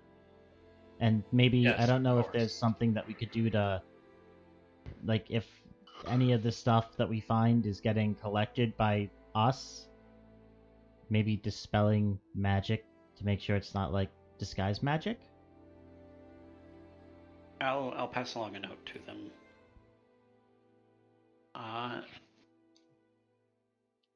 If that's all, I think I need to get to work on some things. There was one more thing I wanted to report about this recent mission, but it's a more personal nature. If you don't mind me sticking around. That's fine. Yes. Just one moment, and he rings a little bell on his desk, and human in sort of a tweed jacket. Yes, sir. Right. Okay. For the message this time, I need. And he pulls out a sheaf of like 10 pages. I need copies of this sent to Valcarel, Pinion, Swampjaw, Cutter, sent with a scout out to Zulfir's the abode, and Armin Cypher, and one of our contacts with the respite. And the Church of the Platinum Court on the mainland as well. Yes. Certainly, sir. I will say Armin might know some of the information because we spoke with him in the Wayfarer's Respite. We gave him some of the information. I know he was talking with Amun, so he might already know some of it. Well, it's best to keep in communication with him anyway. He's a really nice guy. Yes, bit of a prankster though. He's a really nice guy. Anyway, and what is essentially, for lack of a better term, an aide takes the papers and goes off. Yeah. Well, a postman, more accurately.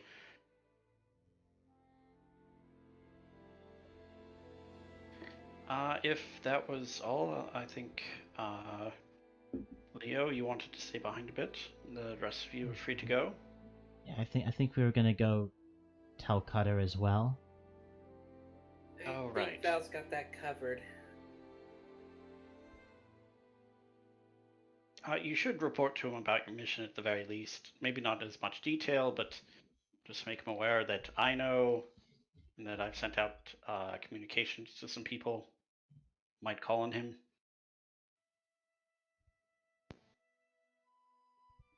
Works. That works. Yep. If you guys can go on ahead. Yeah, we'll make our way over towards Cutter's office, and Leo can do his stuff with Cal. Confess her sins.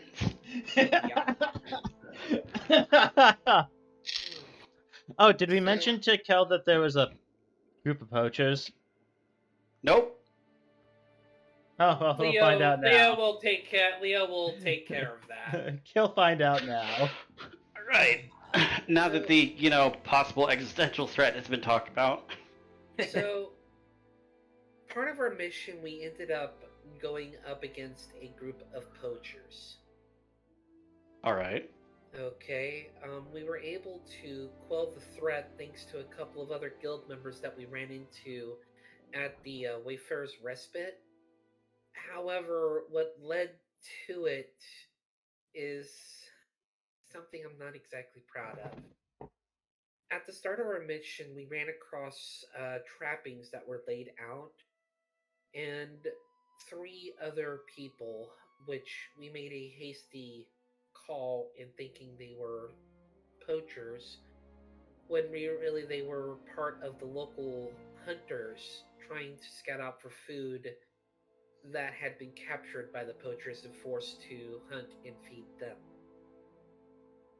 In the pursuit, I shot each of them with a trank arrow, and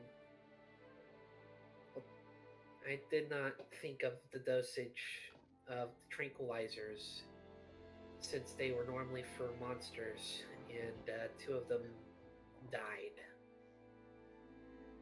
The surviving hunter is... I've already confessed to him and let him know he has the option to press charges, but I wanted to report this as well. He is in camp. He is now working for your party member. He's actually in camp now. He accepted an offer from Sig to work at his shop. That doesn't scream conflict of interests. Sorry.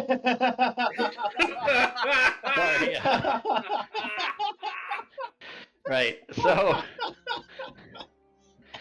so Kel sort of comes around the desk, puts a hand on your shoulder. Leo, that sounds like it was an honest mistake. To be fair, hunters don't often have to fight other people, and usually when we send people out to apprehend poachers, they already know what they're going into ahead of time. But if you'd like, I can see about getting you some humanoid dosage tranquilizers in case it comes up again. I'd appreciate that, but I at least wanted to make sure to report it, and Right. if Matthew does come forward, with an actual charge, I will accept punishment as required. All right. I will say that it's good that you feel bad about this, but don't beat yourself up too much. Sometimes things happen that are just accidents, and if we let them cloud our judgment, it can stop us from doing the right thing sometimes. Leo would nod. I appreciate that. If you still need a proper report about the poachers, I can give you the details of who we ran across, their descriptions. We unfortunately didn't quite get names, but at the very least, the village that they had taken over has been freed, and they're able to get on with their lives now. Of course, I think we should probably send someone out there to contact them. See about establishing communications. Leo would nod. And I guess from there she would just give the full details of the poaching, the fight, and everything, just to get everything going, get everything done for the report, while the rest of the group is on their way and talking with Cutter. All right. The one thing that we killed all of the poacher leaders. Yes. Yeah. The one thing that'll stand out to you as you tell them about this is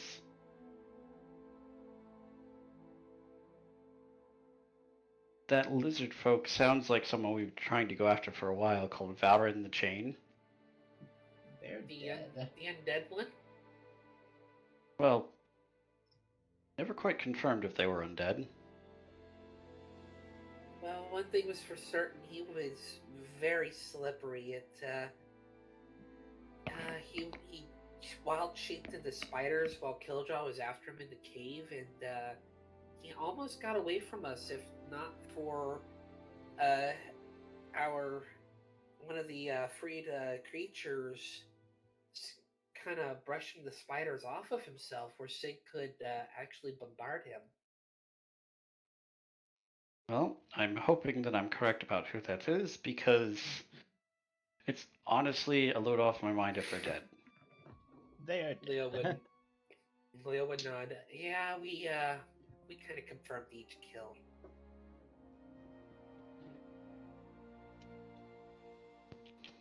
I mean, did you confirm it? I'm pretty sure we chopped them up into little bits and even took Yeah. their head or something like that. Yeah, this just took his head. One. Yep, cut off their head to prevent rising. That is correct. Yep. Hmm. That is one of the ways you can prevent certain Even, undead from coming burned the back to body life. or something like that. Yeah. We all knew, wait, this thing's undead, which means it could come back to life. Let's make Yeah. sure it's dead. I'm pretty sure Nysdrith chopped off all of its limbs and then took its head. Actually, I wasn't the one who took its head. I think somebody else took its head. But the Sick. point still remains, somebody did take its head. Yep. Yep.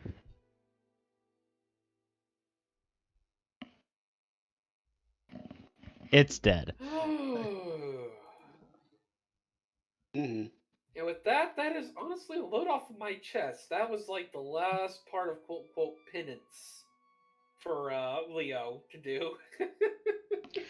Yeah, but All Jeff right. knows, like, in another 2 days, the cops are going to show up at your door.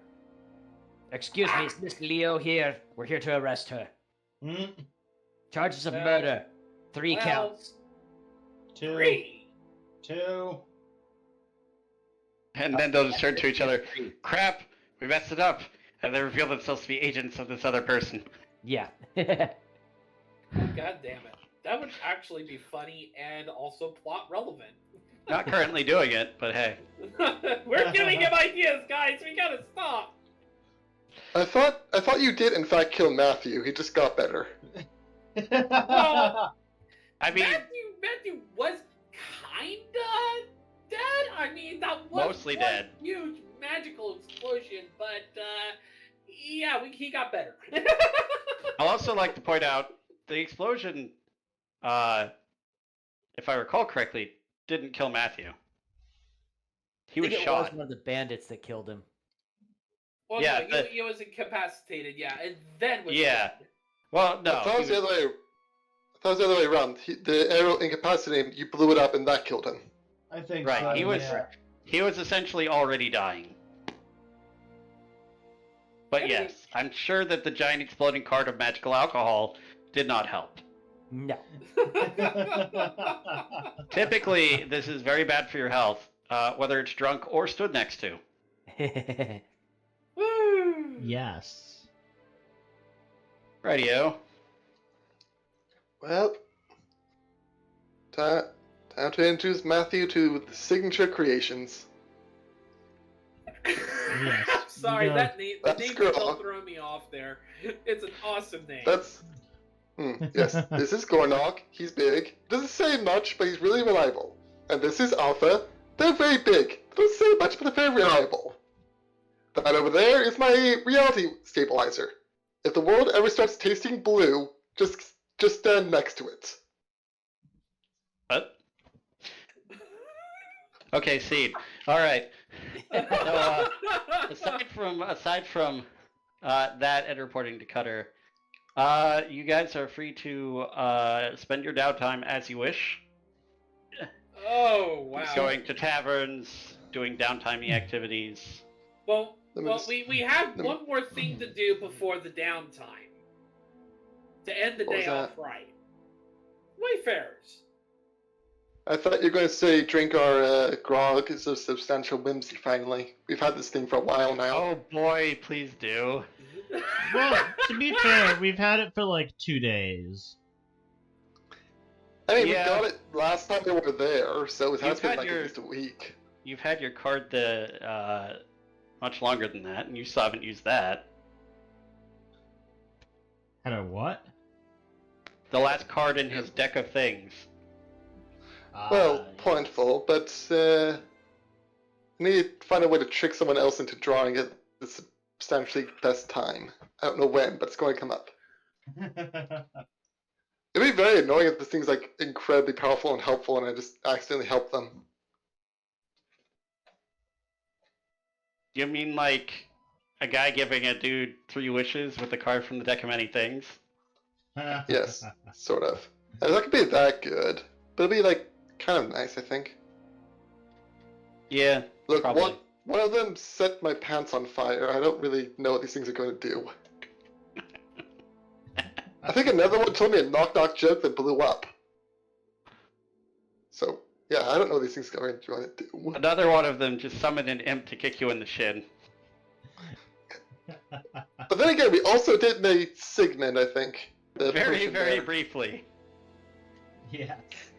It summoned him for much less time than you actually needed him to be around, which was pretty great. He was a cool guy and a nice guy just to show up sometimes.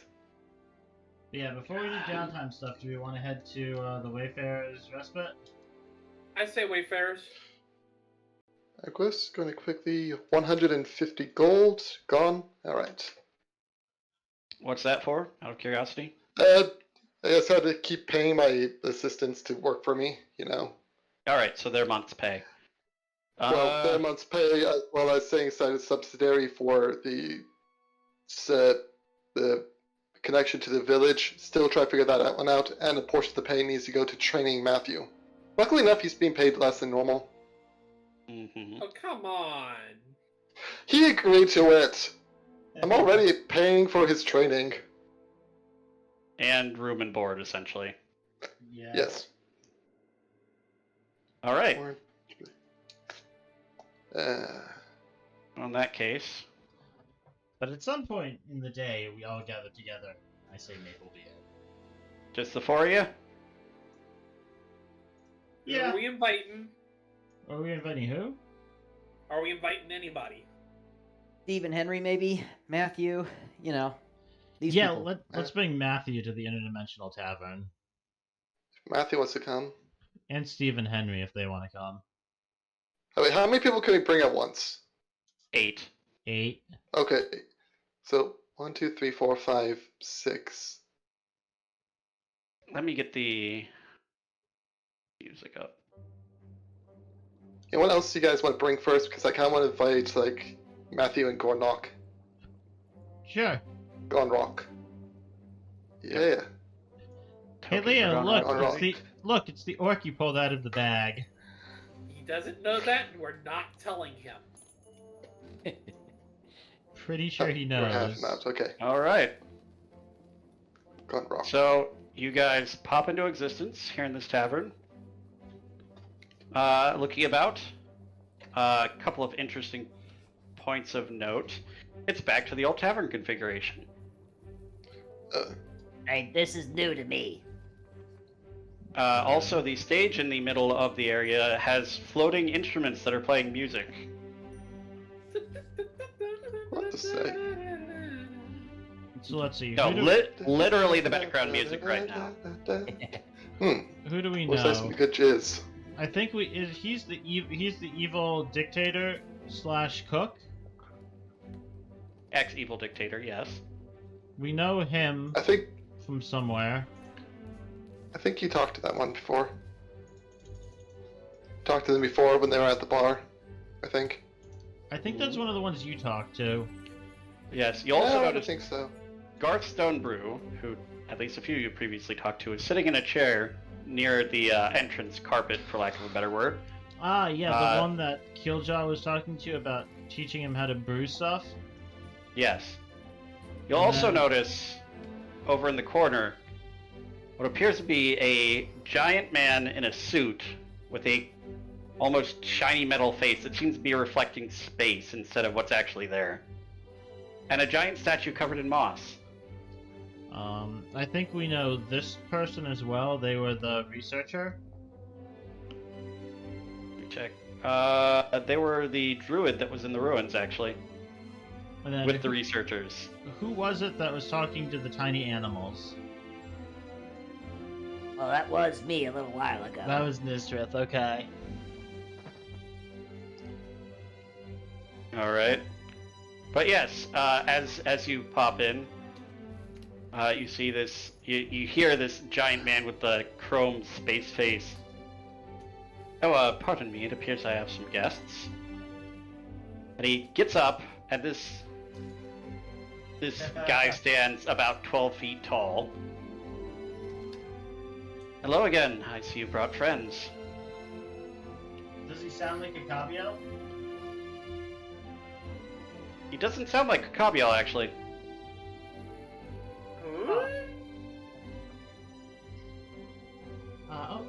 Hello. It's nice to meet you. I may sound a bit different, but I think your instincts initially were correct. Kiljow? Is that you, Cabio? Yes, trying on a bit of a new look. Looks pretty good on you, actually. I have to admit, Yeah. actually, Little space. this look is actually a little bit better looking, in my opinion.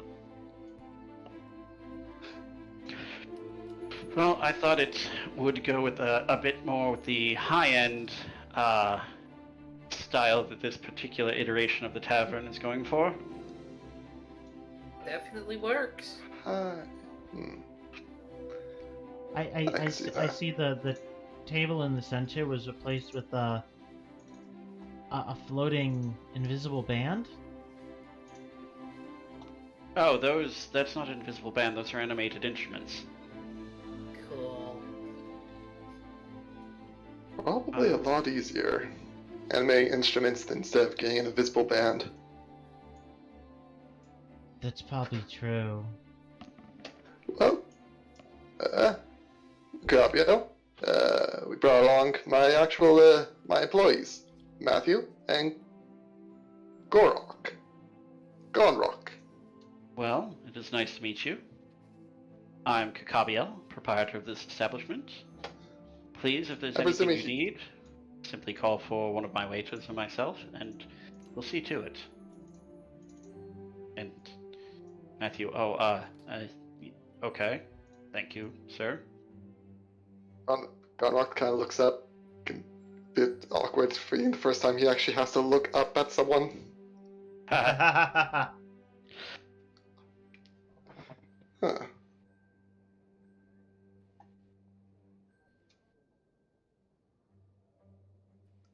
Pleasure to make your acquaintance. And yours as well.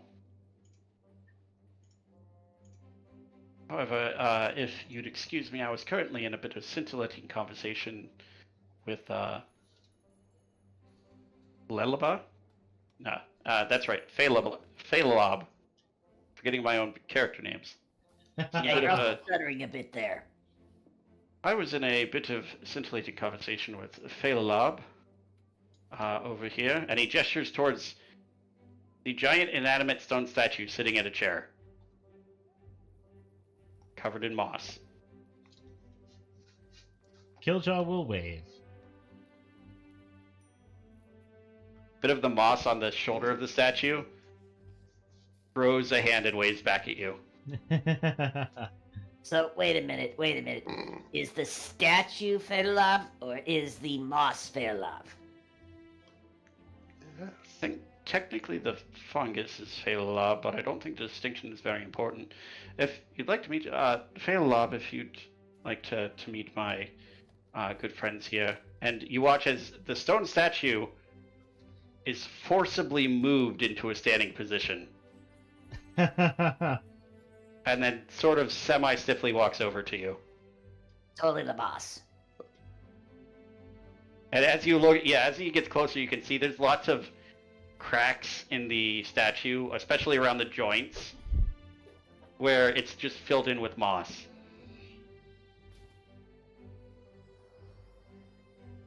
And the mouth opens and just stays open while it speaks. There's absolutely no other motion, actually.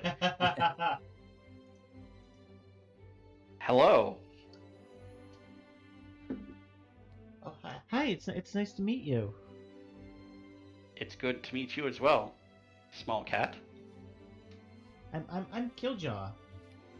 But yes, I am a small cat. And who are your friends? Well.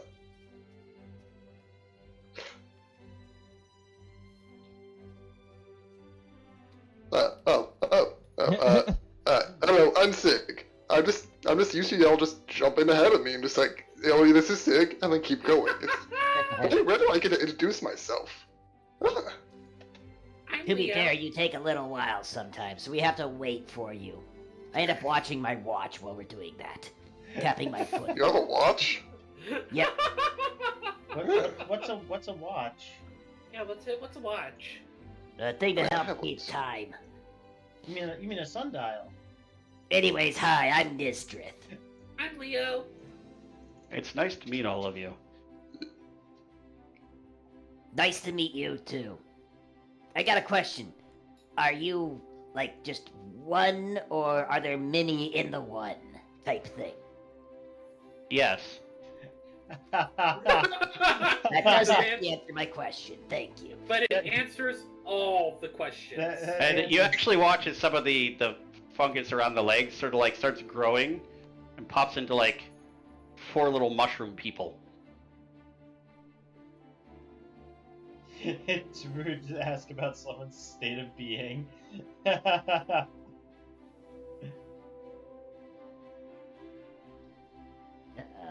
Well, this is, down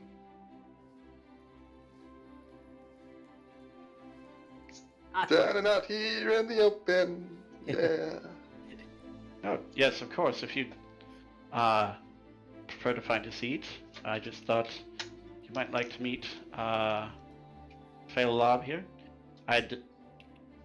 All 4 of the little mushroom people, in addition to the statue, are also now saying the same thing. Yes, it was good to meet all of you. Where are Well, you it was- from?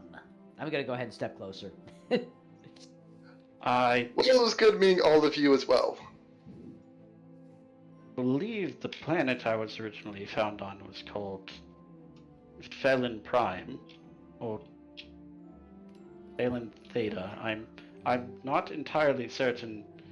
It was picked up by a spacefaring crew who consisted of a half demon dragon and a unicorn and ninja. What do you mean by spacefaring crew? I was more curious what a ninja was. Ninja's kind of like a sneaky person. Oh, did I not put those on loop? Gosh dang it. So maybe like Kiljow? Oh, so they're kind of like me. And to answer your question, little one, about the spacefaring, there was a ship that they had that went off the planet and brought us to other planets. What? Wait, how would a boat get off the planet though? I get the feeling this is something that Sig would be very interested in. I'm getting that same impression. As far as I'm aware, it was done through the application of some very high intensity fuel that was used to create a large amount of thrust. Ah, so this is how the artificer starts learning nuclear physics for the bomb. Hmm.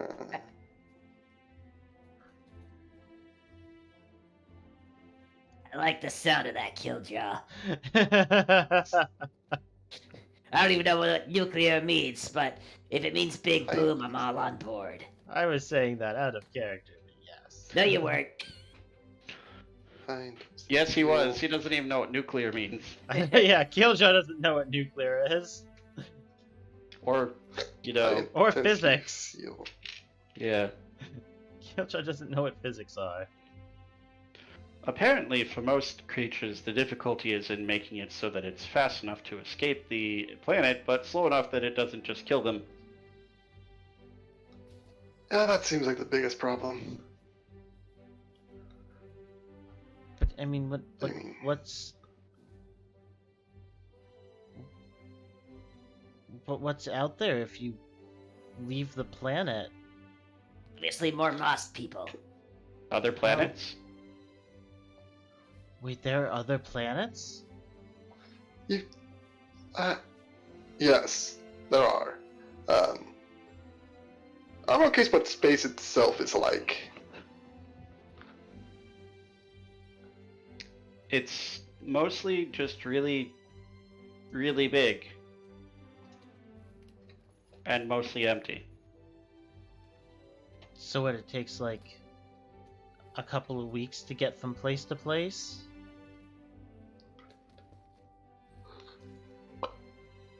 How long does your species live? Like It varies. 25 to 30 years? Oh, yes, you would need cryonics to go anywhere. But what are cryonics? They freeze people so that they don't grow old and die while waiting for the ship to reach its destination. Wait, but Just writing down a few things. Don't worry about me. wouldn't you die if you were frozen? Not if it's done right.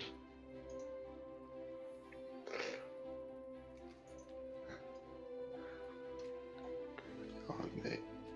Huh.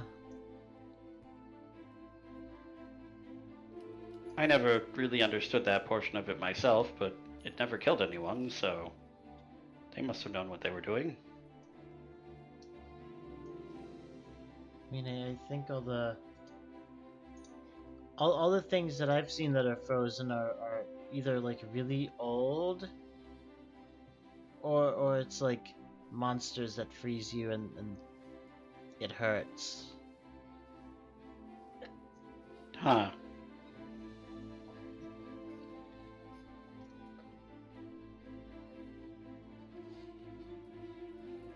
I mean, to be fair, haven't you ever seen fish frozen in a river, and then you thaw them out and the fish are perfectly fine?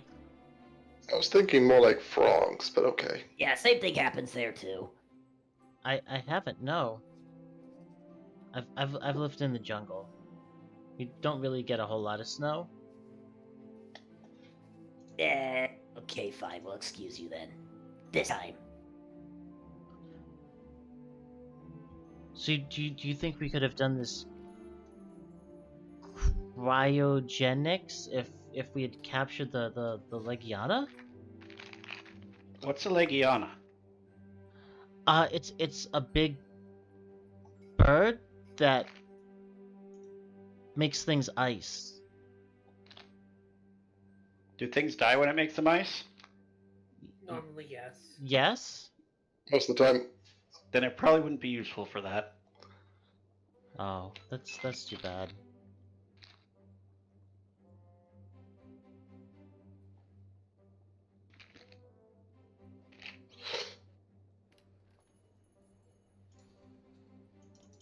To be fair, I thought everything died when you made it ice until now.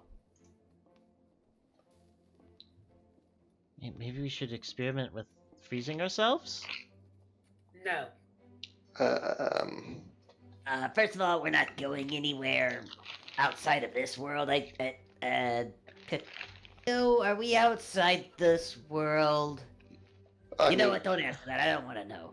Well, I Point think Okay. being, I think Sig wanted to take us somewhere outside this world.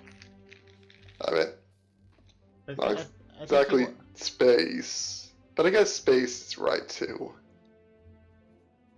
you called it like astral something? Yes, Astral Sea, where we are right now. Ish. Sort of. It's like that way a bit.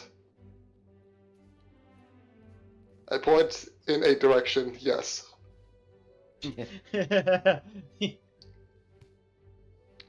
Caveat at this point. Yes, technically correct. But then, I mean, we could walk there from here, right? I mean, Possibly. how, Yes. how would he... the main point is getting back, actually. Wouldn't we just need to walk back? Well, considering that the makeup of the astral sea is such that normal locomotion doesn't really work there, no. Also, I'm fairly certain most of you would die before you reach the edge of my realm.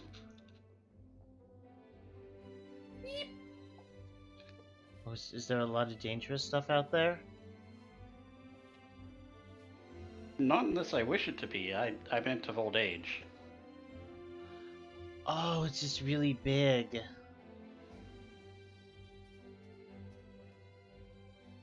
I get it. or does it even really end? Technically not in the traditional sense, but after a while I get tired of maintaining the division between the astral sea and my realm, and the barrier gets thin enough that you can slip through, but that would take a while to get to. Wow. Leo's ears are kind of laid back, kind of little afraid of all this. It's like, yeah, I think I like to stay on this plane here, but wherever here is, thank you. Kiljow hardly understands anything that's being discussed. But he's very supportive of it. Yes. Nysdrith taking notes on nuclear fission. We haven't gone to nuclear fission yet. We're mostly into like high-end explosives. Oh, You're And also getting the vague concept of distance. You're also getting vague descriptions of technology from a piece of moss. Yep. Look, I think like 100% certain you 100% certain you have all of the information you need. I need to change. Oh that. yeah, Oh, totally. of course we do. I start sharing the information with Sig over here. Yeah, no, I I'm mean, listening. like, What? Fuck! I'm here. I hear it. yeah, no, I mean, well, if we want to go large distances, we just have to like put ourselves in a block of ice, and we'll be fine. You had to first figure out how to About move rocket fuel. first. If most motion doesn't matter the way it does, you have to figure out how to go places. Otherwise, you're just a block of ice. I mean, like, we could always like launch the block of ice, like, and if we just kind of like keep going, then, like, I mean, we just need a really strong catapult.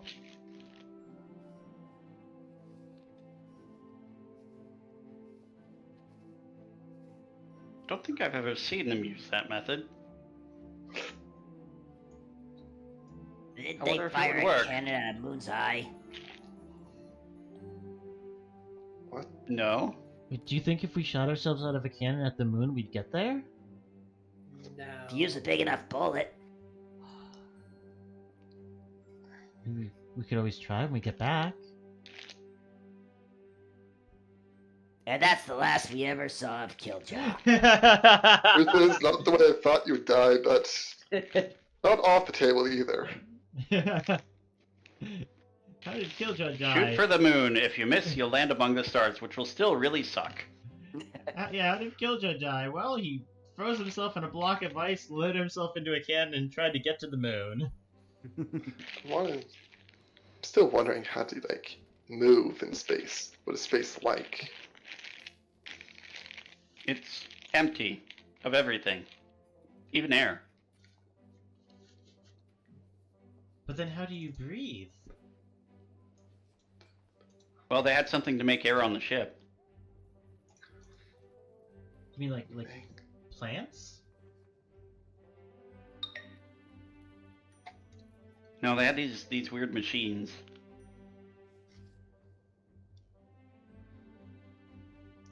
And at this point, You, Kakabiel reaches into his pocket, pulls out an ornate gold pocket watch, flips it open. You can see the inside is literally just like a star map.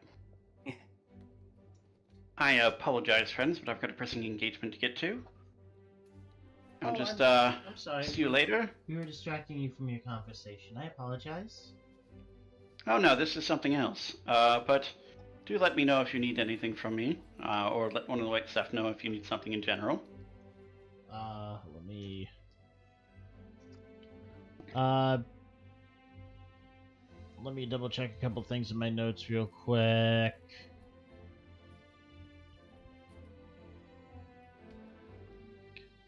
Plant growth cycle is 3.5 months.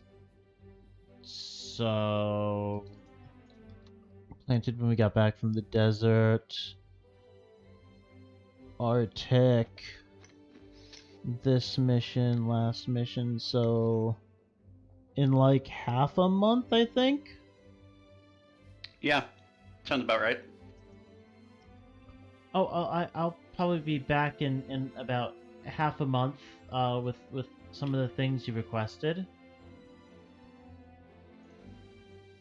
Excellent.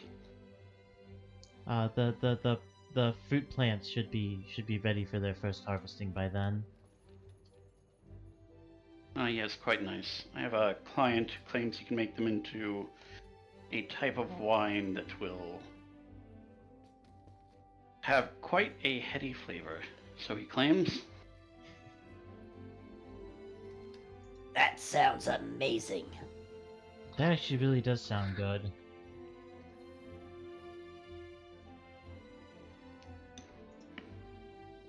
Well, I will let you know if and when we are able to serve it. But for now, I must bid you goodbye. Let me check one more thing. Well, hurry it up already. Stop checking and just get to it. I'm working on it. It takes math. You're as bad as no. Stig. Math. I'm good at math. Most of the time. I love doing math. Oh wait, no, you didn't say meth, you said... Wow, that was dark as shit, Kakabio. That wasn't Kakabiel. I will hand him...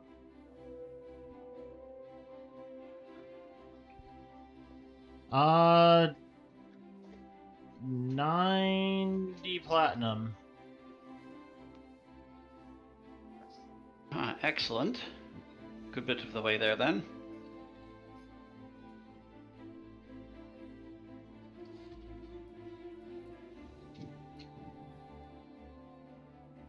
In fact, I'm over. I'd say you're about 3/4 of the way there. Almost 2390 out of 4,000. Mm-hmm.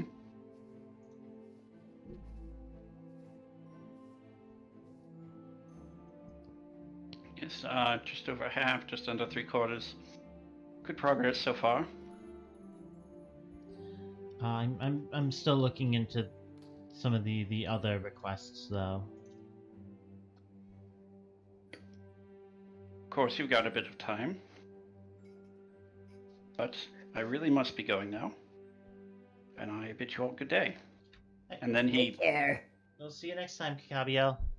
And then he shrinks down into a black hole and disappears. Along with the entire tavern? Nope. It's his realm. He can do what he wants. Okay. My realm, I do what I want. Physics can go sit in the corner and cry, and it can't say anything. Kiljow still doesn't know what physics are. I am now curious about what space is like to be there. No air is a thing. Do you perhaps want to grab a table? Yes, please. Yes. Would you Grab a mind if table. I sat with you? Sure. That's fine, yeah. Go with us. Let me just grab my drink real quick. And he goes over, and there's a barrel that looks like it's starting like overgrown with mushrooms and fungus and like, and he just picks it up. Sounds about right.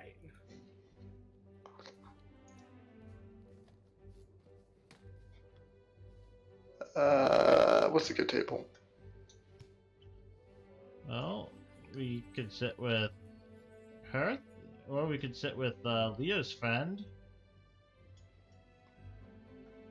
Or you could sit at a table by yourselves, or you could meet new friends.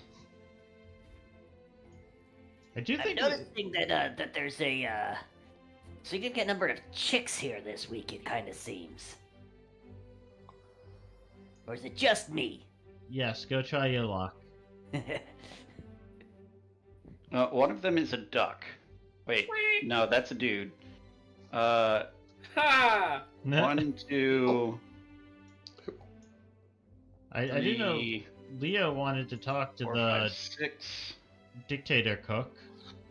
Well, that was. Well, I still do want to catch up with him There- and see how he's been. 8 girls here, and 8 1, 2, Holy 3. cow, I was only counting like 3 or 4 of them. 4, 5, Unfortunately, 6, one of 7, them is not Maria Solsong. 8. Yeah. 9 men. Huh, almost even split. Didn't even notice that. I figured at least be like 1 or 2 just somewhere in the middle. Unfortunately, one of them is not the peacock. Hey, I mean, Taylor, technically, 2 of the guys are plants. is today's singles mingles or something? I don't know what that is. Do you have male and female of your kind, or is it just you? Yes. Yeah, that kind of answers my question too, I guess. That is the appropriate response. Yeah. That is a good answer, yes. I should have seen that one coming.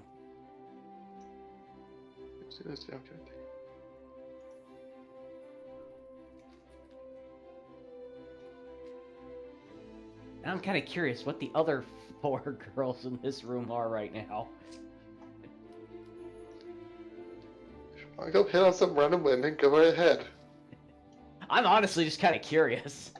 Oh, okay, that one probably is another one. Which ones are you thinking?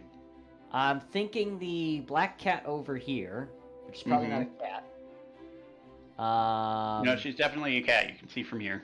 Okay. Oh, crud, I didn't even see this tiny little guy right here. That's a bird. That is just a that is a Okay. bird. No, either way, I didn't see that at first. Huh. It's like sitting on the edge of a teacup. I'm guessing one of these 2 is a female as well, but I don't feel like... Which looking- ones? I think the cat was? Was the cat a female? I know Andrew's not a female. Hmm? The cat was a witch who was cursed in the form of a cat. Right, okay. And then I'm guessing the... I'm guessing the bunny is probably another girl. Nope. Okay. Perhaps I should just go in a somewhat clockwise motion and briefly describe the members of this room. My I'm guess very is curious. cat, centaur, pixie, tiefling, cat. There's a pixie. This? Oh, that's not a pixie. Okay, I definitely described the people in the room to you. It's not even close to a pixie. Oh my gosh. It looks like That was my first thought too, to be fair. So you know, It looks like you're not pixie. entirely wrong, Kiljow. All right. Let's And start they- with the table directly to the up and right of you. Who knew this is how we would break Taylor? I forget sometimes you guys can't like just read my mind. Really inconvenient. Okay. So here at this table, you see a female satyr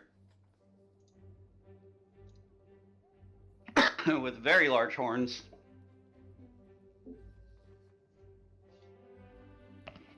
Different sort of like draped strings across them. And sort of sitting nursing a cup of red wine. Moving on up and to the left, you have Gladiolus Doombaker, which for anyone unfamiliar, is a very dark-skinned man who's sitting there sampling pastries from a small platter and taking notes. I thought he was a drow. Is he human? No, but he's also not a drow, Huh. because he's technically not from a universe where those exist. Okay.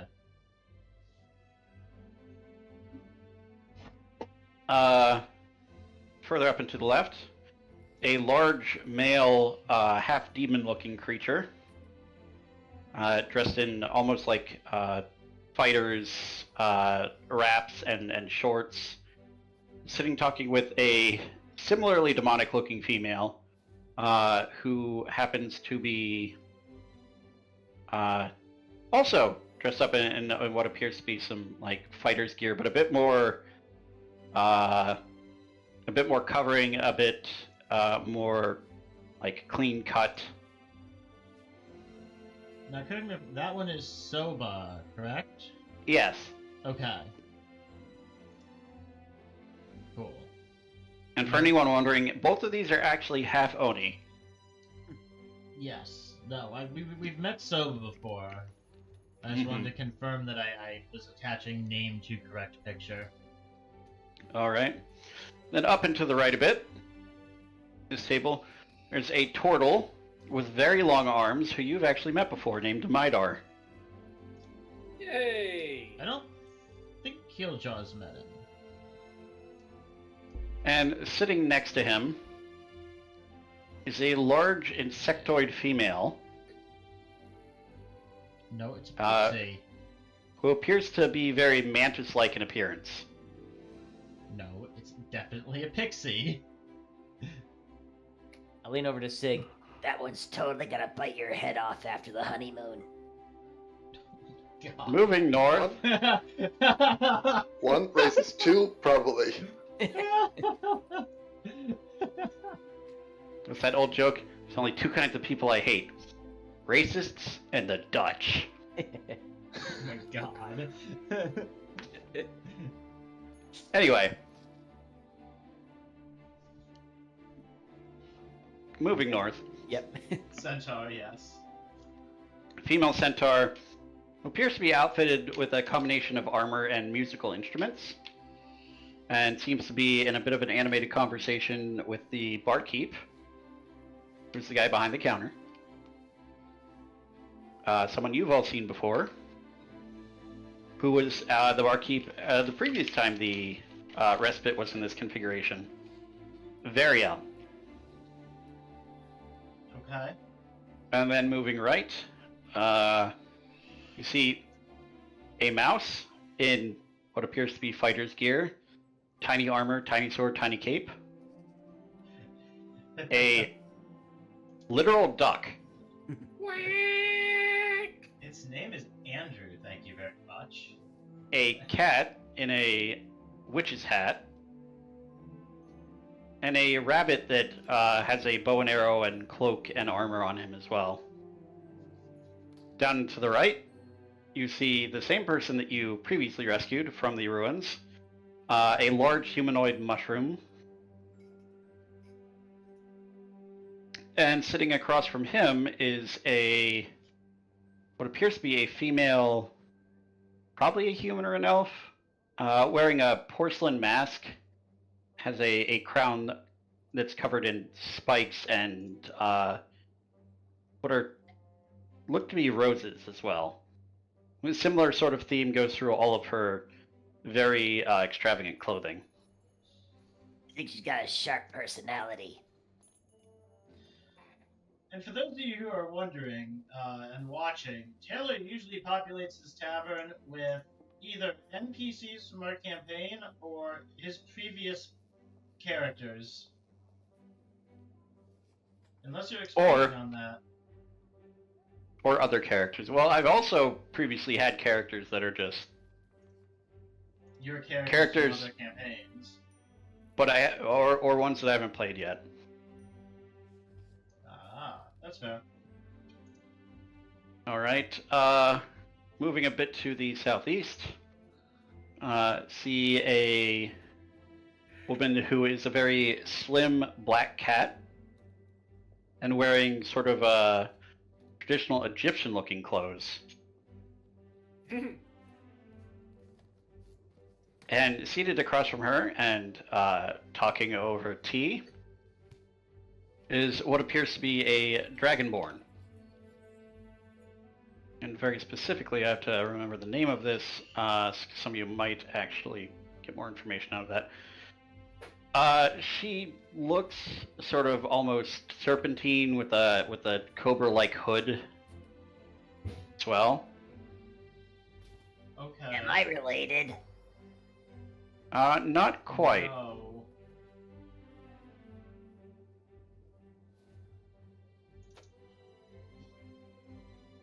Let's see, which Elder Dragonborn was it?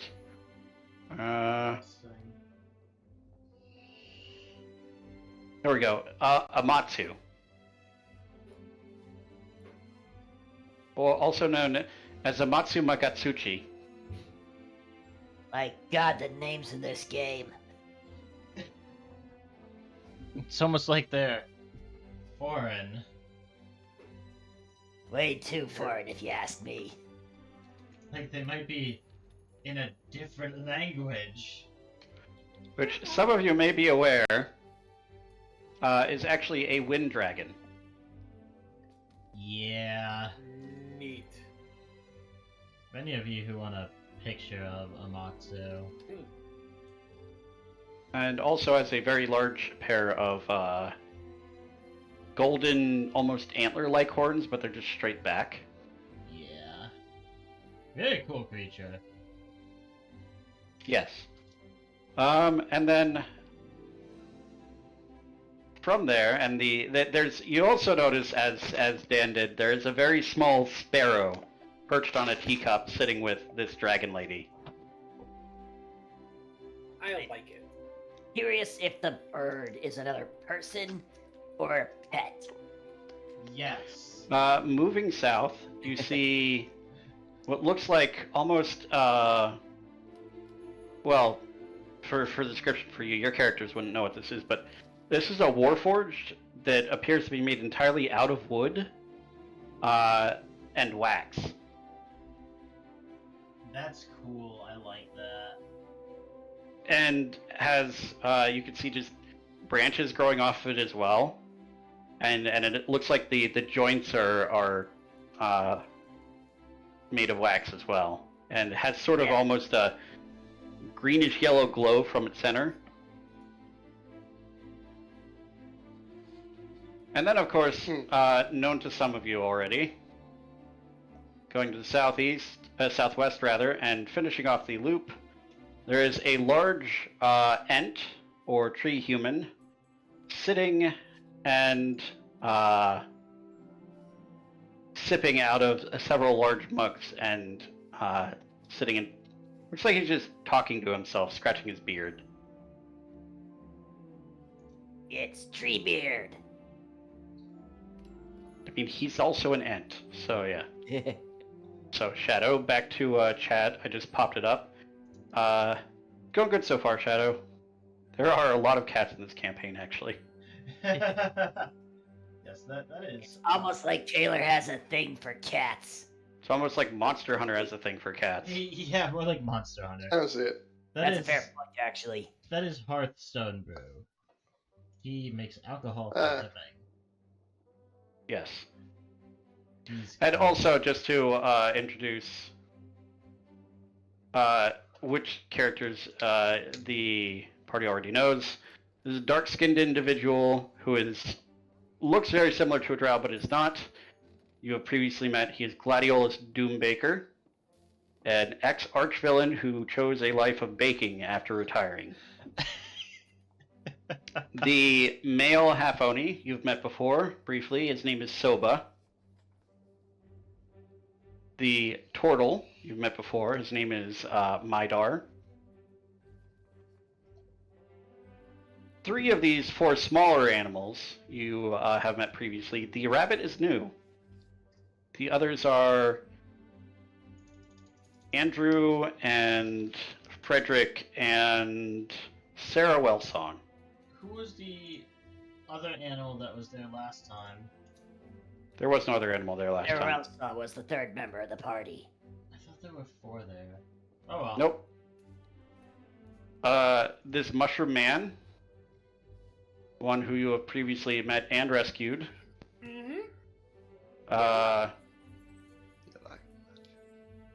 And yes, it's actually recent enough that Nysdrith would also remember him. Where was his name? Come on, self. Oh yes, Deathcap. Mushroom, giant friendly mushroom. He survived for several weeks underwater by feeding everyone mushrooms, and nothing but mushrooms. Nothing but mushrooms. And I also like to point out, this is in spite of the fact that by the spell description, he could have made it anything. But he kept it as mushrooms. Dude's an asshole. Could have made anything. Made mushrooms for 2 fucking weeks underwater. Yep. And as you all, except for Nysdrith, have met, Hearthstone Brew, as Silent said, he is a brewer. Woo! Well, I know where I'm going to be going after in a moment. But you. So the real question is, do you guys want to order anything, or do you want to go and mingle? I'm gonna go mingle. There's a baker I need to catch up with. I am going to What's go. on your date? I have to go talk to a tree person about learning how to make alcohol. I'm sorry, I keep forgetting Doombaker's first name. Gladiolus. Gladiolus, thank you. Oh, All I right. do have it written down. Good! Okay. So now that you've got the NPC that makes food and the NPC that makes drinks, so that's what you two are doing, and I'd like to know what everyone's doing before we split attention. I'm going to... Oops, sorry, go ahead, Sig. Go ahead. Nah, you go ahead. Fun's boring. Go on. Alright, I'm going to order myself a nice, decent little meal. Actually, you know what? There's a nice dish. Pineapple fried rice. Mixture of fried rice, pineapples, and throw in some good old-fashioned beef into there. All right. And a... I will note, as soon as you're ready to order, Oh. You hear a very slight pop behind you.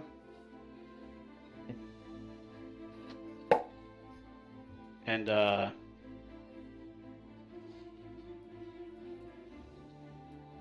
it's not a cat. And I climb over Sig. Wasn't that rude? yeah, I gotta admit, that's not the usual response to service, but... Sorry, couldn't resist. You were ready to order, sir? Yep. pop in behind somebody like that. Scares the crap out of people sometimes, you know. Anyways, yes, thank you very much. I'd like some pineapple fried rice and, get me a strong drink, whatever you'd recommend, but nothing that's gonna knock me the bleep out. Maybe give me some liquid courage. I'm kind of eyeing some of these girls here. I have to ask, do you mean liquid courage as in the potion, or do you mean it colloquially as in alcohol? There's a liquid courage potion? Yes. How effective is it? What? I mean, it's mostly effective against magical fear. Oh, okay. Yeah, this isn't quite magical. This is like more like personal inner turmoil. Oh yeah, no, we've got some whiskey that'll help with that. Maybe? Great. Give me some of that. Alright, sure thing. Anything else for you gentlemen? And he looks around, looks at the statue. Before I head over, I am going to order this. And Yes. I'm back. Sorry. Got a drink. Oh, you would, wouldn't you? I think Matthew would prefer like a light mead because he's still confused by a lot of things that's happening and wouldn't be that adventurous yet. Okay. You getting their All drink, Sig, or do you want me to chip in a little bit? I'm paying for it, it's fine. Alright. I am gonna get Gronok, honey, pine dew, because he fancy like that. And Sig just really likes clock, whistle, surprise. That was very unfortunate mispronunciation. I can't say the word for the NEC for some reason. Clock. I can't. Weird. It writes itself. Nysdrith just raises one eye and scoots away from Sig a little bit. I like several portions of my tongue. Like I'm missing portions of my tongue. Some words just don't work for me. Oh no, that just particularly sounded very interesting. Hey, God, you want to switch spots here? Right, so Clock Whistle Surprise is 20 gold, and the other drinks are a total of 2 gold. Nysdrith, your meal and drink together also cost 2 gold. 2 gold. Awesome. I am going to get Chink chink. a drink. I'm gonna get Fireball. And Alright. I am going to get a serving of Briskettin. I put those in the chat. You can do with them as you will.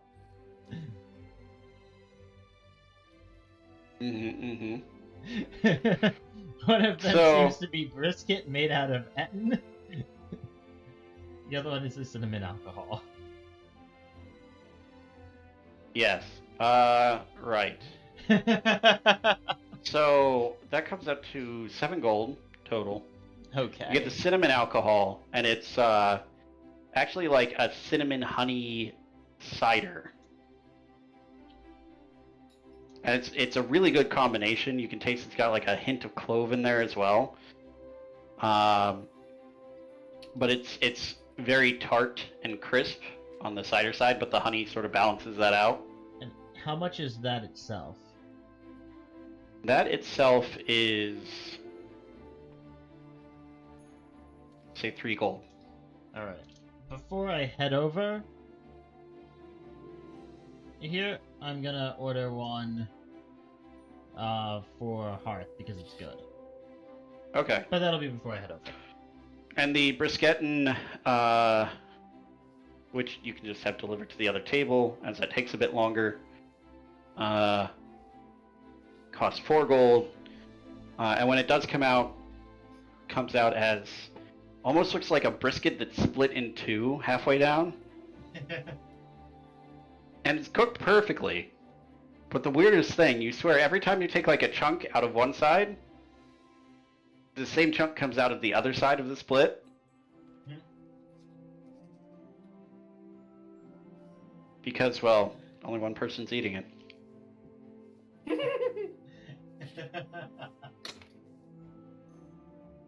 Alright. Were you going to order anything before you headed over, Leo, as well, since we're just getting everyone their order here originally, or you were gonna... Yeah, I'm still deciding. I'm actually looking through recipes from Final Fantasy XIV real quick.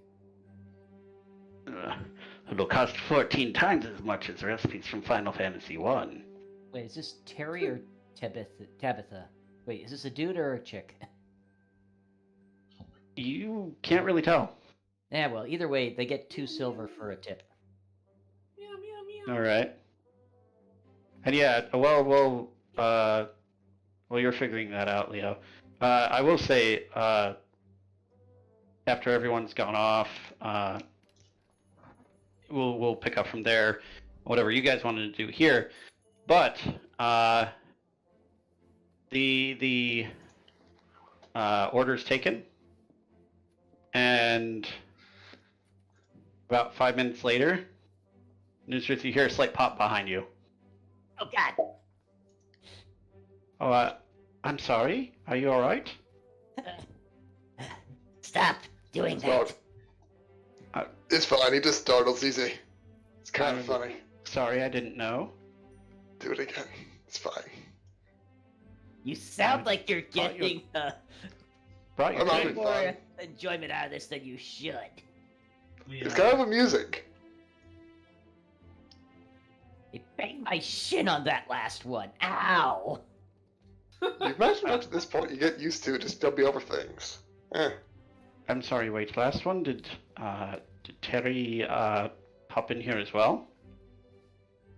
Wait, are you not the same person that just did this a minute ago?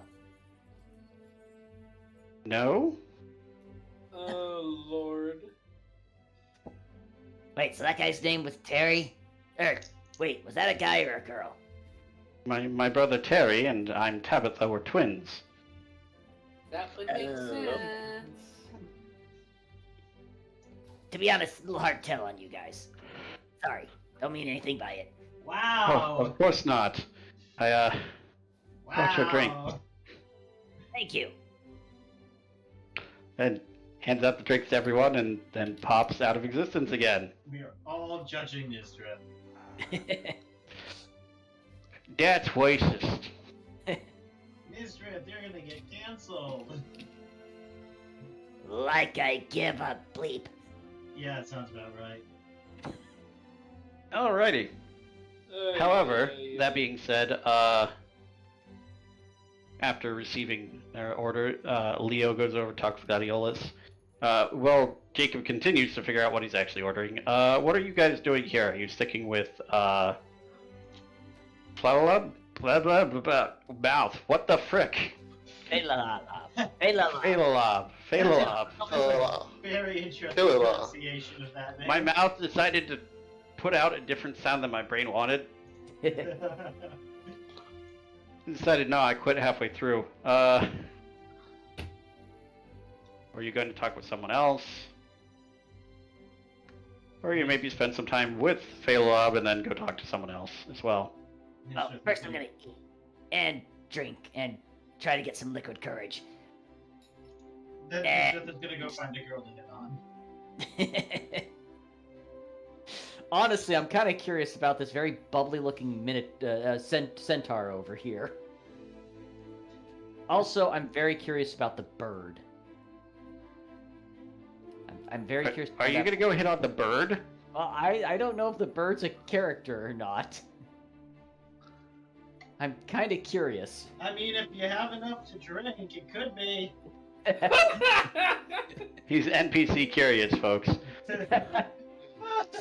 What are we just talking about? Don't judge people. Yes, we're judging you. We were already judging you. Don't judge my preferences. All right. Anyway, Sig, what are you doing? I would like to continue talking with. As you put it, So Weedle. space. And concept of traveling through space, which is really interesting now. Okay. Huh. And this is how By the way, analysis there's my order: artisanal skybuilder's quiche, and honey beer. All right. Honey beer is easy enough. Mhm. It I costs actually you provided a link for the recipe as well. 5 silver. This quiche, however, see, what does it have in it? This actually gives me a way easier time distinguishing how much it should cost. I mean, it's got bacon, leeks, mushrooms, bell pepper, cheese, eggs, black pepper, dill for garnishing. So Sounds literally quite good. nothing out of the ordinary. Yeah, no, you get the artisanal quiche and it costs you 12 silver. Okay, so about 25 silver. And it's altogether.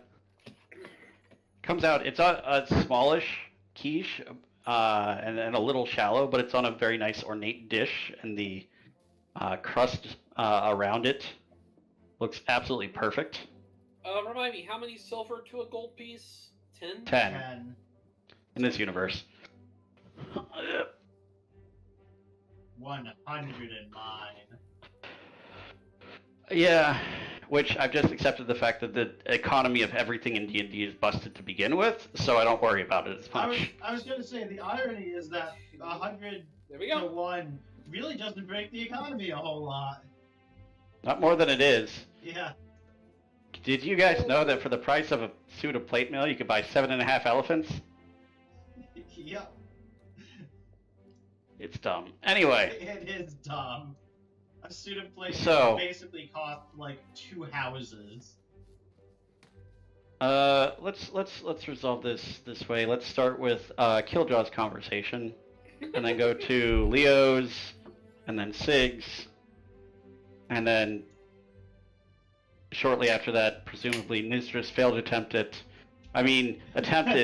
talking to some people. No, you were right the first time. Yeah. Okay, so Killjaw, as you come over and you sit down next to Hearth with this extra bit of this, Fireball. yeah, the fireball, the cider, you hear a buzzing noise, Okay. and it's coming from behind you and to your left. Okay. Okay. Oh, hi, Hearth. That's not wax, is it? Oh, it's wax. It's wax. It's absolutely wax. It is wax. Is he a living beehive? Yes, he's a living beehive. Awesome. Hi, Hearth. Ah! Oh, hello. Good to see you again. It's good to see you too. Here, I ordered this and it was really good, so I thought you might be interested in trying it. And he takes like 2 fingers and gently grabs the tiny, incredibly tiny for him cup, because you got served a Killjaw-sized cup of this, which is, it's a normal amount of the liquor, but the glass is shaped for a smaller person, so the grip is even tinier. It's not a lot, but I saw you were tasting some other things, so I figured maybe a smaller amount. It's cider. It wouldn't ruin your palate. He takes a tiny sip.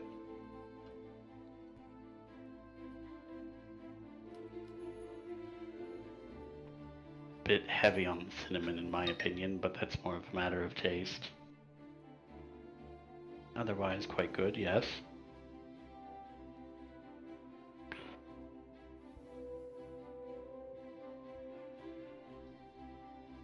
How have you been? I've been doing alright. Trying out a few new things. With the different recipes, I've been particularly trying some different types of mead. Seeing about giving them a higher alcohol content without reducing the sweetness. Let's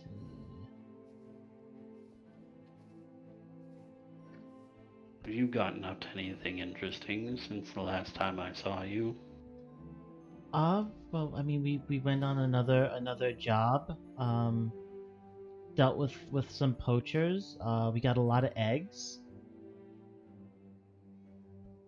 You poached eggs? Well, we dealt with some poachers, and then we got eggs for a new friend of ours. Oh, I misunderstood. Here, let me just... Eddie, like, sort of whacks the side of his head where you'd expect it, like, he's got, like, almost an ear-looking piece of bark. Like, a fat beetle pops out. Yeah, that was, keep me from hearing you right. Oh, that's okay. Let's see. I'm looking for something in my... Oh, well, I know, speaking of alcohols, I know, I'm gonna be bringing some fruit to Cacabiel. He said he knew someone who might be able to turn it into... refresh my memory. A red wine? Said they might be able to turn it into a wine. If you're interested, the next time I come here after harvest, I can bring some for you as well. If there's enough, it might have to wait till the second harvest though. I'm not sure how much of this fruit the plants are gonna produce. I think that might be a bit redundant. It's nice to know that the supplier for those fruits is a good source. I'm not always the kind of person that agrees with Cacabiel's sourcing methods. He's the one who's gonna be making the wine? Yeah. Oh, okay. If you're the one who's gonna be making the wine, yeah, no, they were fruits that were previously extinct, and we found a way to... Well, we recovered some from some ruins, and we found a way to resuscitate them and grow them. Yes. Cacabiel mentioned something about them being used for necromantic magic of some sort. Of some kind, yeah, but we're not entirely sure how. It's been a while since they've existed. Well, I'll have to experiment with them, but I thought you might be interested in the presentation option I went for, considering that. And he pulls out of his bag a small white, almost looks like a plain ceramic cup, and hands it to you. On closer inspection, the bottom of the cup is this like very light silver metal, but the body of the cup is bone.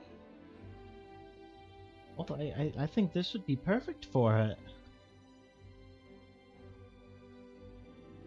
And here's the best part. And he pulls out a small pouch of like just a water skin and pours a tiny bit of red wine into it. And you watch as it like settles in. And as you watch it, it looks like it turns into marrow.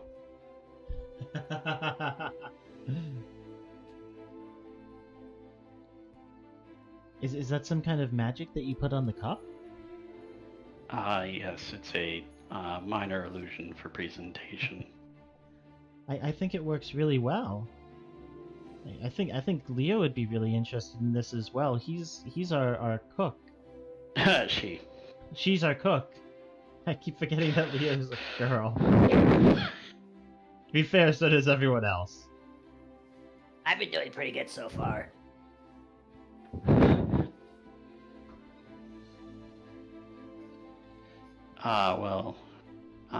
If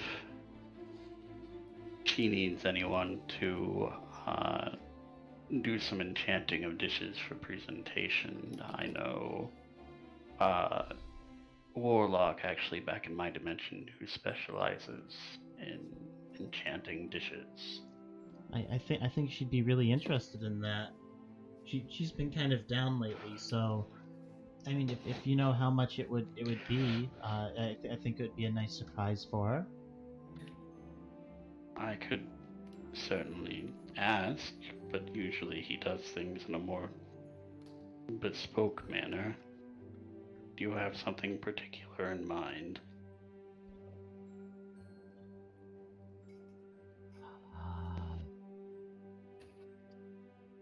Jacob, Yeah.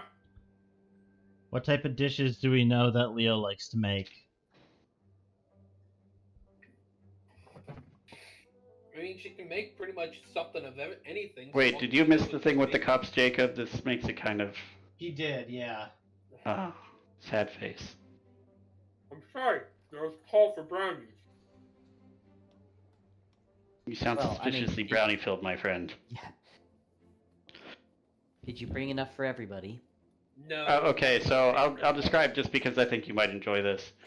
Hearth showed Kiljow the cup that he's going to be using for serving the wine that he's going to be making for Akambherylliax from the Bloodstone Fruits. Mm-hmm. What it is it looks like just a white ceramic cup until you look closer, and the bottom is made out of a silvery metal. It's very light, and the body of the cup is made from bone. And then when you pour wine into it, it casts an illusion to make it look like marrow. I like that.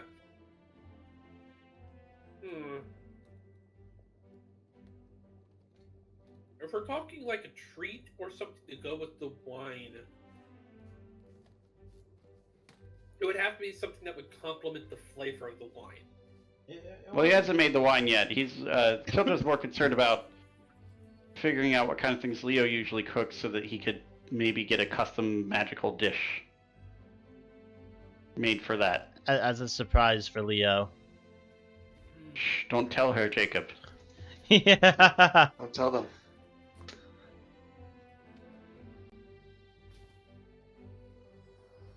I mean, Leo makes a little bit of everything.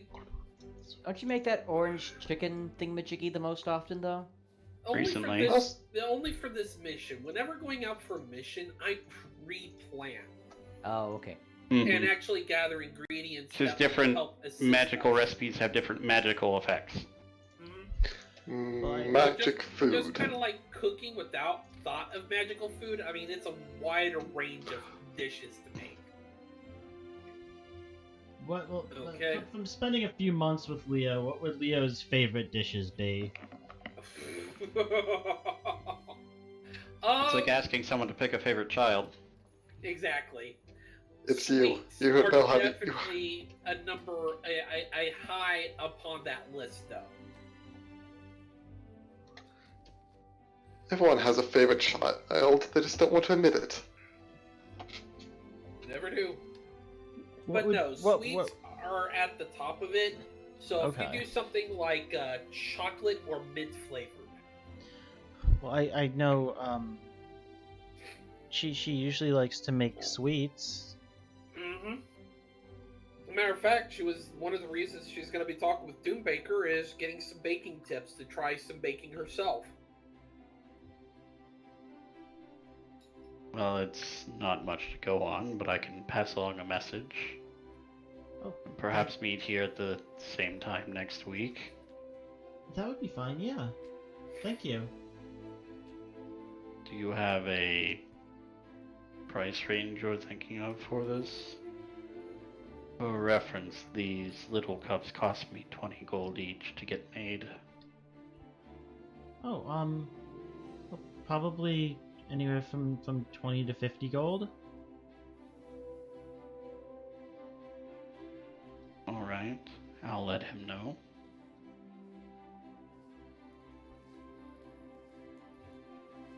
And see what he comes up with.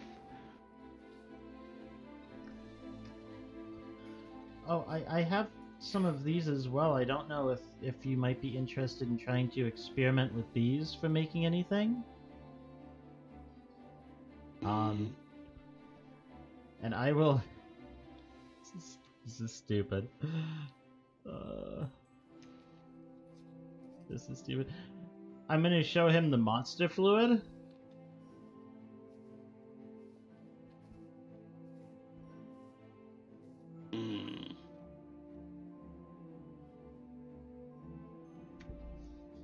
think I've ever seen any of this before. And he opens the vial and takes a whiff of it.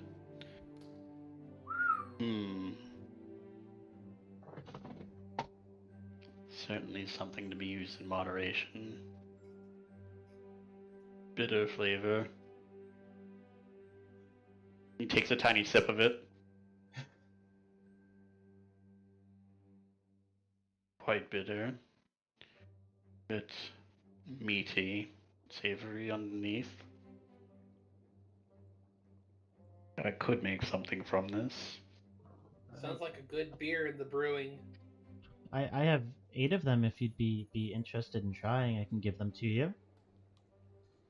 I think just the one for now. I can try and see about fiddling with the flavor before taking any more. Thank you, though.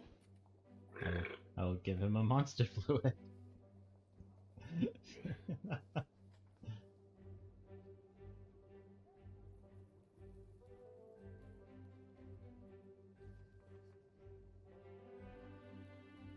And then I'll Alright. just discuss with him about brewing and maybe seeing if we can set up some way to I can learn to brew or assist him in brewing at some point to learn more. I'm Yes, finding. it would take quite a bit of time, but if you're willing to take some time off and come back to my world with me, I could show you the basics.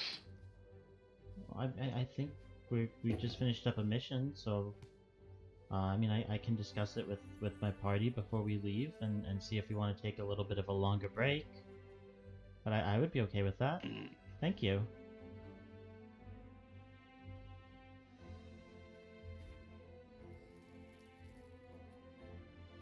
Right, you were saying, Jacob? I just find it hilarious that Kiljow is just this rescued tribal little warrior who is now going into brewing, brewing beer. Yep. He was introduced to beer, loves beer, continues buying beer. He's now brewing beer. Dough, the stuff that buys the beer. Ray, the guy that sells the beer. No, that's Akambherylliax. Right, so, switching over to Leo. Okay. Ah, Leo, it's good to see you again. It's good to see you too, Gladiolus. How have you been? Oh, you know, just keeping busy, trying out some new dessert recipes.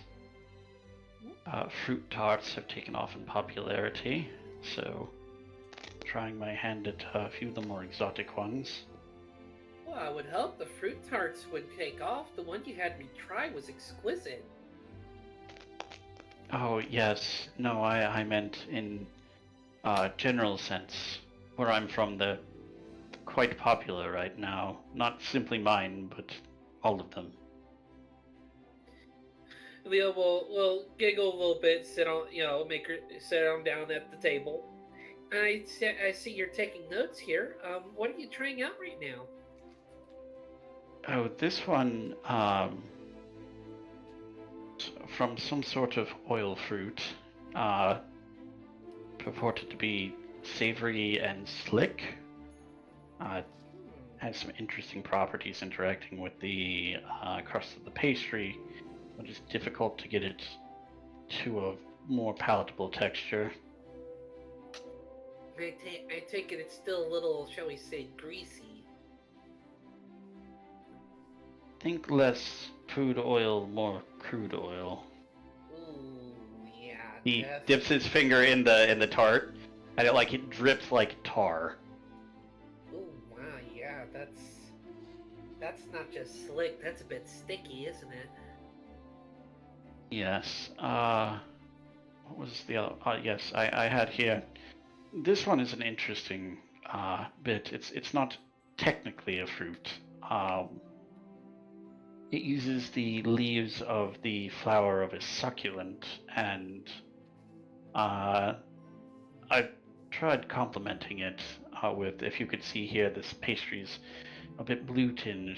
There's a coloring that can be derived from one of the parasites that often inhabits the plants. Leo's looking at the tart. Oh.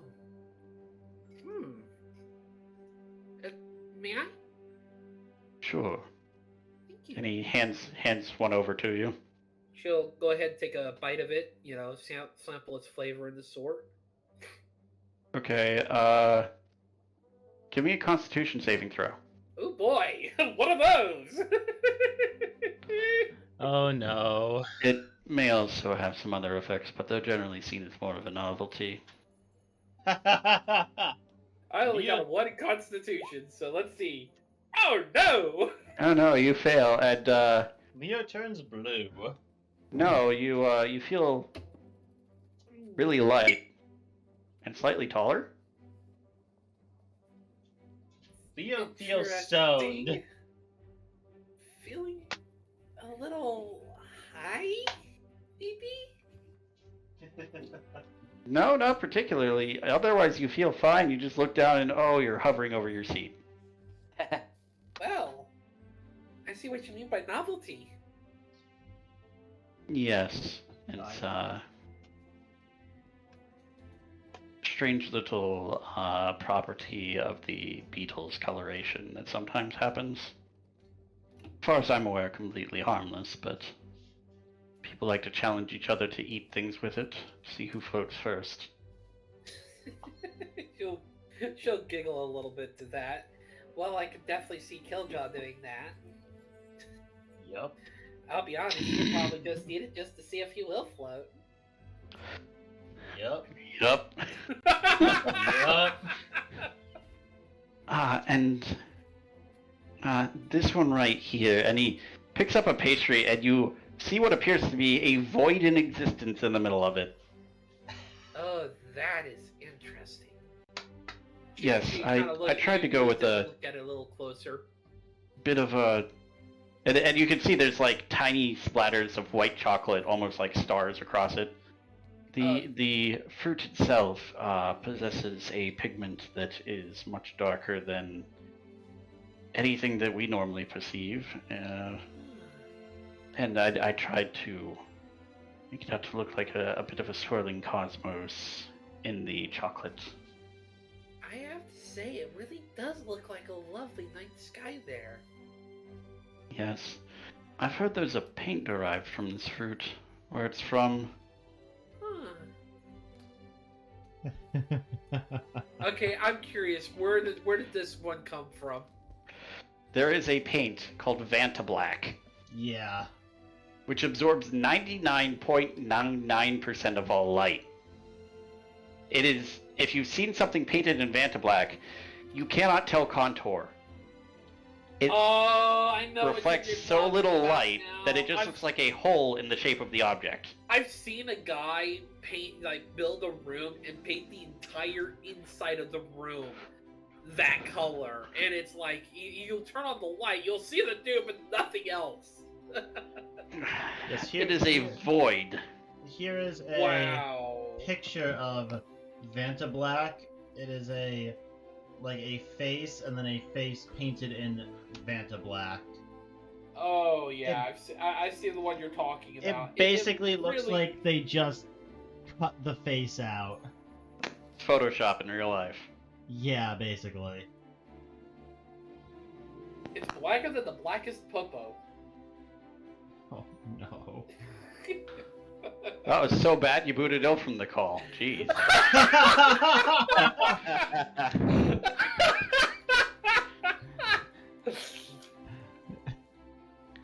Oh. This last one, and he pulls one out that looks incredibly ornate, like almost a white gold flower. Oh. Except as you look closer, you see tiny differences between the petals. Quite sweet, and I've sliced it up thin to create a flower that looks like the flower the fruit comes from, and I've supplemented it with these Oh, wow. very, very thin candy petals as well. I don't think I'd ever be able to get such detail like you do out of these, Galadriel. These are just so beautiful. Meta Gladiolus. Gladiolus, thank you. Galadriel is Lord of the Rings. copyright infringement. Yes, Gladiolus, thank you. These are just so beautiful, Gladiolus. I mean, I feel as though I'm a decent chef myself, but I could never bake pastry like this. This is just on another level. Well, I admit a lot of it is in presentation, which I got quite good at over the years. That and manual dexterity, which is also required for some of my previous activities. She would nod to this, but staying focused. And she's looking back at the first pastry, the one that's quite oily but sticky with the texture issue. I'm trying to think, how can you eliminate some of that stickiness that she might be able to suggest? I was thinking of doing some sort of cream reduction, but I'm not sure how well it will take.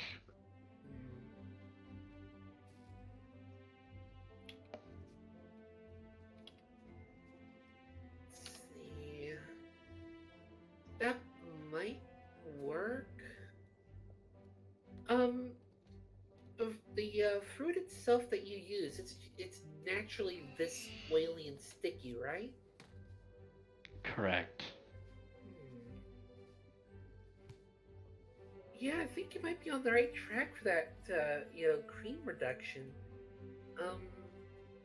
Maybe while you're doing that, make it more along the lines of possibly a fruit cream sauce.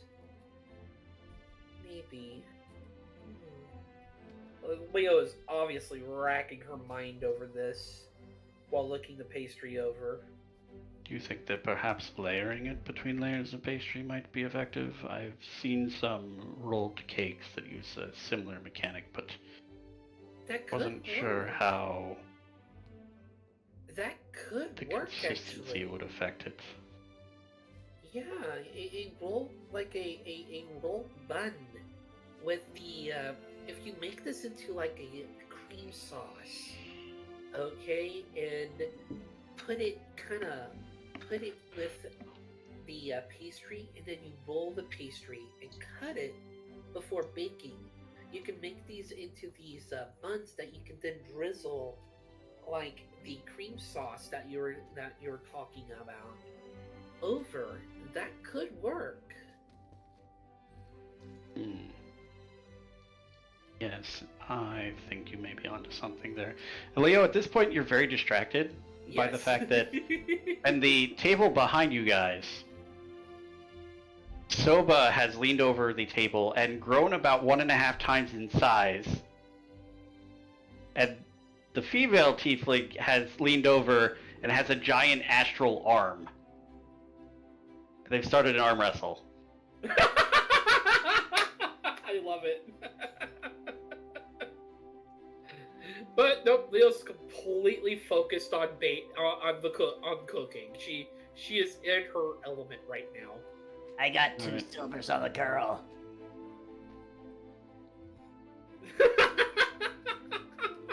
Yeah, you'd totally be able to see this from your seats as well. It's not exactly a subtle display. Alright, I'll take a bet. 3 on the guy. You're on. Now I have to actually roll things. Boy! Do it! Ooh, okay, so he starts really getting some progress going down. She's almost at the table already. And pushes back up just a little bit. A little bit more. Oh, just about where it started. And then she slams his fist down into the table. Please tell me it breaks a part of the table. There is a significant dent. I'm not Worth it. surprised. Worth it. Here's 3 gold. Silver. I was gonna say we were not betting gold. We were betting silver. I kind of figured she'd have a little bit of a harder time, but I'm glad I called it right. Caught her off guard, obviously, at the beginning. Mm. Oh god. All right. It's kind of more impressive. That angle's the hardest one to come back from. Yeah, I know. That was very impressive. Yes, back to Sig and Nysdrith, as Nysdrith eats, Sig eats, and Gonrock and Matthew join in. Quick question out of character. Has Gonrock figured out it was Leo who pulled him out the bag? Or, excuse me, not pulled him out the bag, who took his toe? He knows that you took him out of the bag, because he was there for that. Yes, but does Did he you know ever she- tell him about the toe thing? No, she probably never put 2 Nope. and 2 together quite yet. Or else she would have. I pulled out some orc toes, and I pulled out an orc without toes. What a mystery! Who knows? It's a big universe. Who knows what really happened? Not us. Gonrock will hit you Gonrock will hit you if he ever figures it out. Yeah, he'll thump me pretty good. I do. We'll need What a might I new mention car. as a DM? I love the series of events that your current employee / backup character was pulled out of an item by another character. Wait, did you actually make him a backup? Yes. Did you Fuck make? Yes. yo! Did you ever make Okay. Matthew a backup as well? No, he Um, hasn't inducted him long enough yet, I guess. Not Sig- yet. I have to give him a month or so before I fully make his character sheet. I already have an idea for him. If you were at the table, I'd high five you right now. That is awesome, and I love it. All of his backup characters are going to be his employees that we've abducted / Yes. hired in unfortunate ways. It warms the cockles of my heart. I'm curious to see how Elf is gonna work out for a backup character. He's just around. I'm not gonna make a character out of him. Maybe. Backup character. I just imagine Illiren. He nods. Hmm. He shakes his head. No. Yes. I nod. All right, but yeah, it's you guys sitting here eating. Presumably, you said you were going to ask Taylorobey more about space. I'll actually put that in the chat just so everyone knows how it's spelled. That'd be nice. Wait, no, it's Verhebe.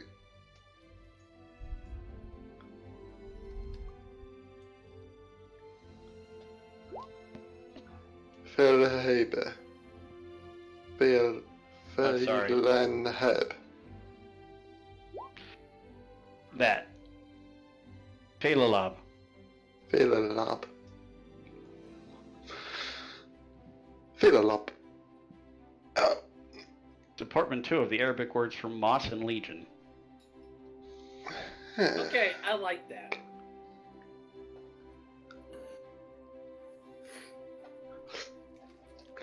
Velalab. Can you tell me more about your time you spent in space? Oh.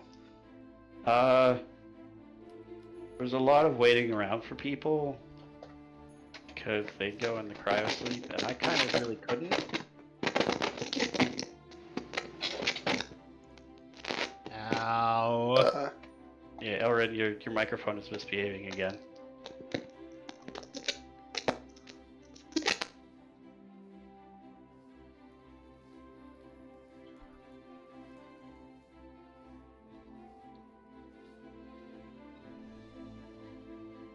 Did we lose him? Oh, there he goes. We lost him. Curse you, reset. Discord! Sounds like You it's good? better.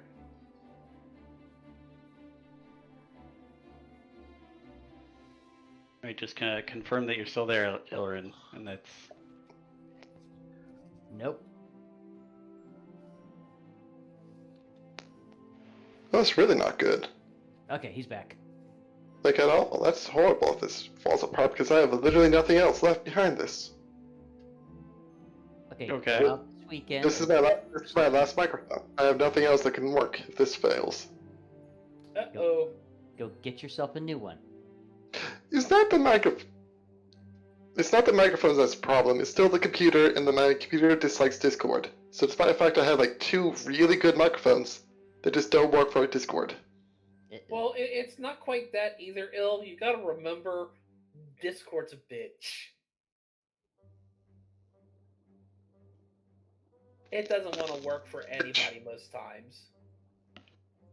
Discord is the bitch. My microphones and my computer work perfectly fine together, just not for Discord. Absolutely everything else is fine. Huh. Well, try continuing forward with this and see how it goes. Right. Well, I couldn't really do the cryonics thing. So usually when we were on our way places, I would just wait for everyone to wake up. I was kind of curious how old you were. That kind of answered the question a little bit.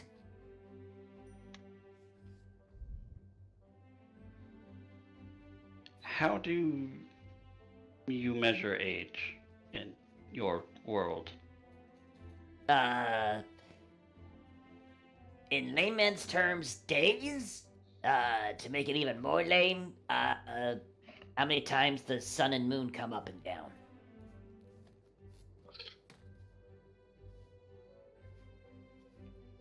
Rotation of the planet around our sun, mostly because we never really leave the planet.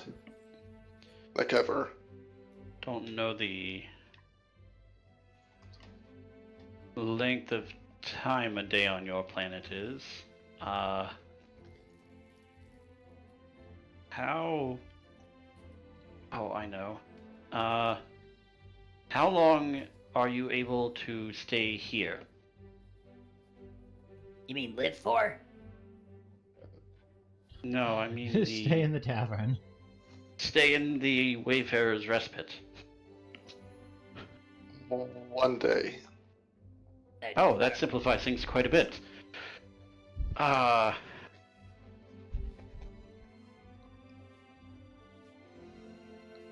we technically restricted to just one day? I mean, we usually just take Well, yes, one day is the maximum we can stay here, we just tend not to. Okay. You see, I didn't even know that. Let's see.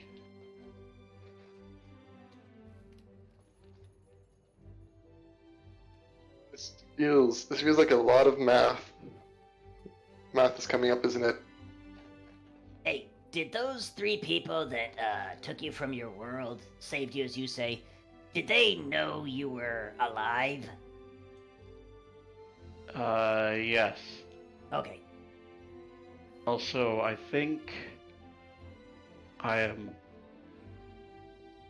slightly more than 24 million of your days old. Ooh. Hold on. Everybody's buzzing out their calculators real quickly. 4, 1, 2, 3, 1, 2, 3. 65,000 years old? Just about, yeah. 65,753 and Point a half. 0.4247, yes. Yep. Wow.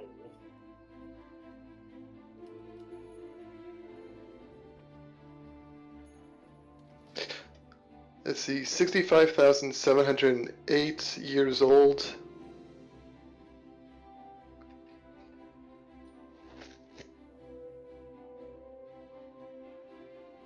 Hey, Sig, does that mean he was alive when the dinosaurs still roamed the earth? No, not really that close, actually. Actually, yes, dinosaurs do exist. They walk around sometimes if we look for them, right? Dinosaurs are alive right now, but they... Yeah, God. there are currently dinosaurs Yeah. in your It's world. alive. It's alive when dinosaurs were walking around. Yes. I mean, we have the egg of one that shoots lightning. That's not really dinosaurs. It's a monster of kind. Just slightly different because I say so. It's a giant T-Rex. As a point of reference, Sig, you would know, like, the known history of your world is about 3,000 years.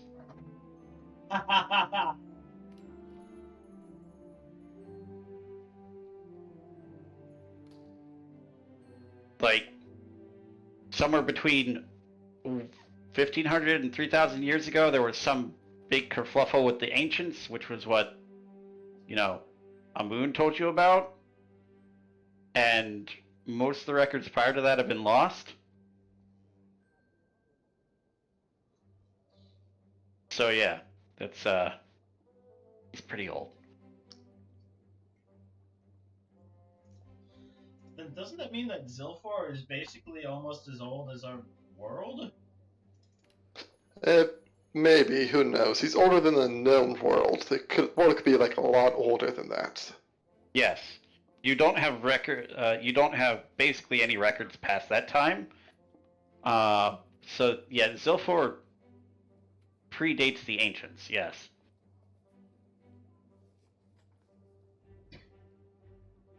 Or at least the War of the Ancients. Yeah, he was born 2,400 years ago, so...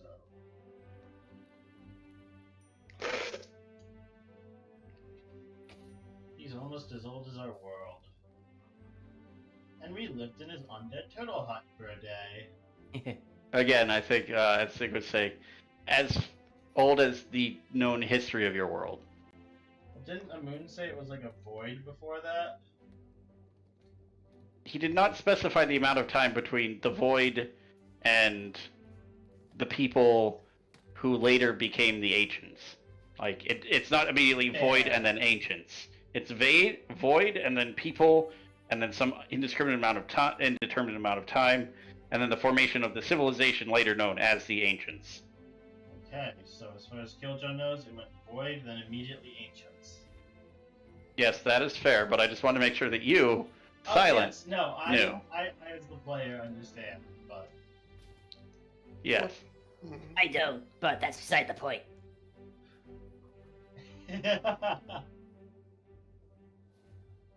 Between Void and Ancients, there was time. In the beginning, God created the universe. He decided that this was a mistake and regretted This was it. widely seen as a bad move, and it's brought about a lot of anger. It's funny because it's the second time we've had to make that joke this session. It is kind of obligatory for that. Yeah, I'd usually spend a lot of that time with one of my offshoots, going about doing things. Or more of them, really. I left many behind on many different planets just in case I needed to go there.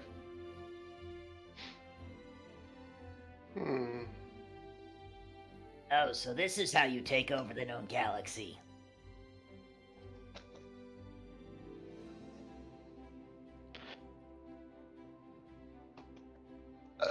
I'm curious about your ship at home you spent basically a long time on. Yes. What was it like? It was fairly decent sized, a bit cramped for my current host structure, but they had a lot of different sort of things meant to be amenities for the journeys that were shorter. A lot of different kinds of food that it could synthesize. There's a intelligence in it that talked with me occasionally.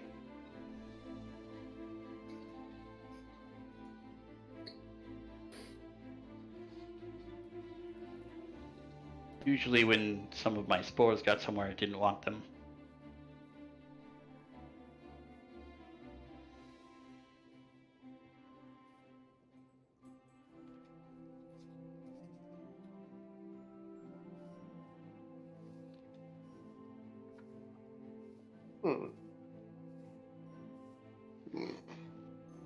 I misquoted the second time. This has made a lot of people angry. Has widely been seen as a bad move.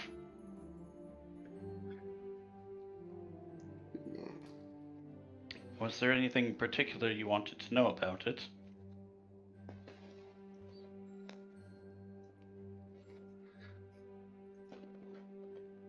I was just curious how it moved through space. From place to place over such a long period of time. Oh, they had this, I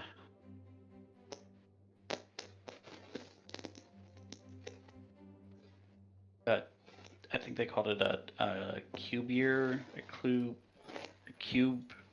drive. They never really explained how it works, but they said it does something to the space around the ship to make the ship move faster than light, which is neat.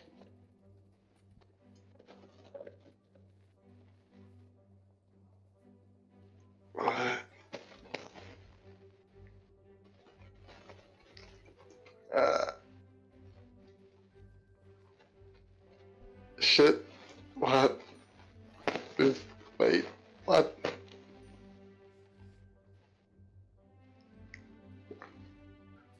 And space to, For once, even Sig is stumped. I don't, what? Then space move faster than light? I don't understand that. What? How did...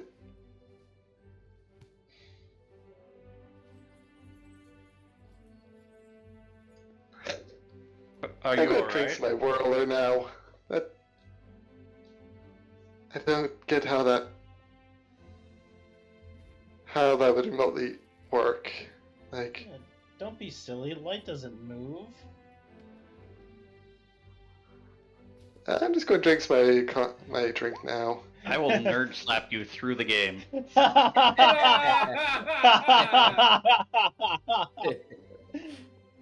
Light doesn't move, it just shines.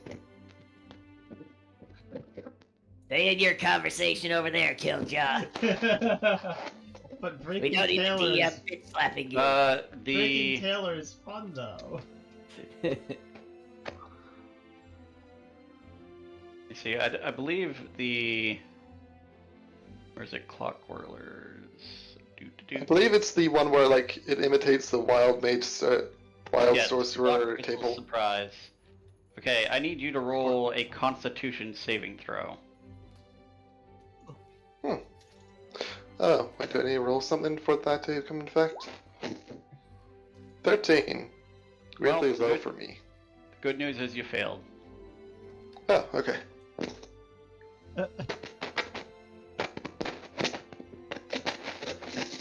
I think the wild magic table is on a D20, right?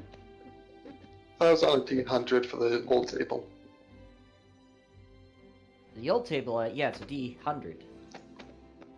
Okay.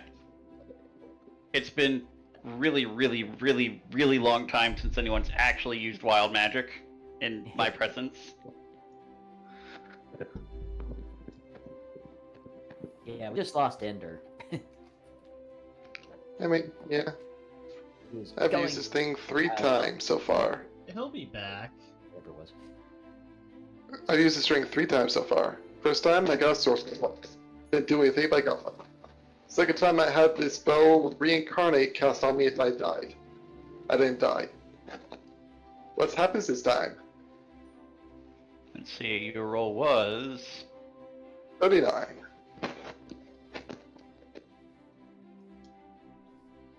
Translates to... Let's see, what do you get? You regain 2d10 hit points. Whoa! I feel better already. Alright. Oh my god. Big over bending space to go faster than light, I guess. Because that hurts my brain thinking about. Oh, I don't have one of those. One of what's? A brain. Brains. I would try it. It hurts more often than it helps. It also seems weird to, like, limit your consciousness to one section of matter. He is our campaign's scarecrow. We must find him his brain. Most creatures that come to existence find that intelligence is kind of useless to survival, so it doesn't really come up often. In the grand scheme of things, most things don't bother growing a brain or thinking. Oh, It's just a no. waste of resources most of the time. So most things don't think or have a brain or anything like that. I just have like a psychic connection or something. Hive mind. I believe the term you're looking for is gestalt consciousness. Are we talking to the Zerg right now? He's made of moss.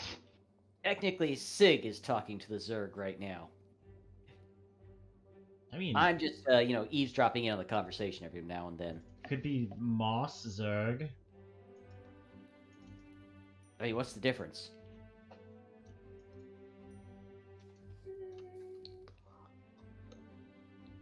I have no idea what those are, but Zerg are, and also. We're I mean, it's the same thing as a brain, just we're bigger talking- and we're spread talking- out more. We're talking to the Tyranid after they've assimilated orcs. Oh, okay. I get that. You know, that's not inaccurate. I know it's got that not. reference. It's also quite terrifying. Yes, it is. You'll be happy to know, Dan, that the Octarius War ended with the Tyranids winning against the occupying forces of the orcs because the orcs left. So now all the Tyranids that got stronger by absorbing orc DNA are still out there. And this is one of them. Oh, what was that dude's name? That Inquisitor who started all of that? Fuck that guy. Cryptman? Yeah, Cryptman. Fuck that guy. I mean, Yep. there's some orcs, there's some Tyranids he didn't want to deal with either, so why not? Yeah, he just threw the race that absorbs biomass and genetic and adaptations from the genetics of their enemies against creatures that literally get stronger by fighting, and had them fighting for like several hundred years. Nothing bad could possibly happen. I don't know what to talk about, it's fine. Yeah, you know, Well- Dawn of War tried that. Or was going to try that. Anyhow, Everybody kind of looked at that and said, no, that's stupid.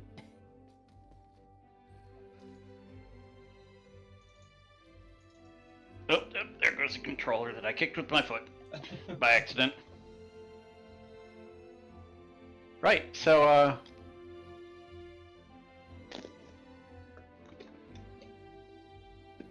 anything else you guys want to talk about before Nysdrith goes and talks to someone else? Or, I want I to mean, see I'm still focusing with Doombaker on solving the troublesome pastry.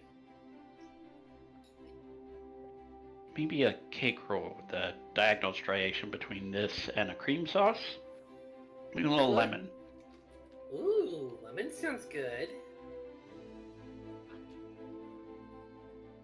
I'm still over here talking and just waiting to see the train wreck. Nysdrith, it is your time to shine. Go on. I don't Go on want up it. and just like gently put down his silverware, dab his face with the napkin. Nysdrith, remember to be polite, and now go away. Push. Wait, okay, yep. I was joking about this part. Not anymore, you were. Please believe in yourself. I believe you can do this. Oh. You let it ride too long and now Nysdrith is going to hit on someone. I mean, your face is just interesting enough that most people be interested in talking to you at least. Wow, thanks. That didn't sound like an insult at all. You're most certainly welcome. Oh. Quick, Nysdrith, go hit on the bird. I was gonna say, I'm looking closer at the portrait. I don't think I've ever seen a bucktooth snake.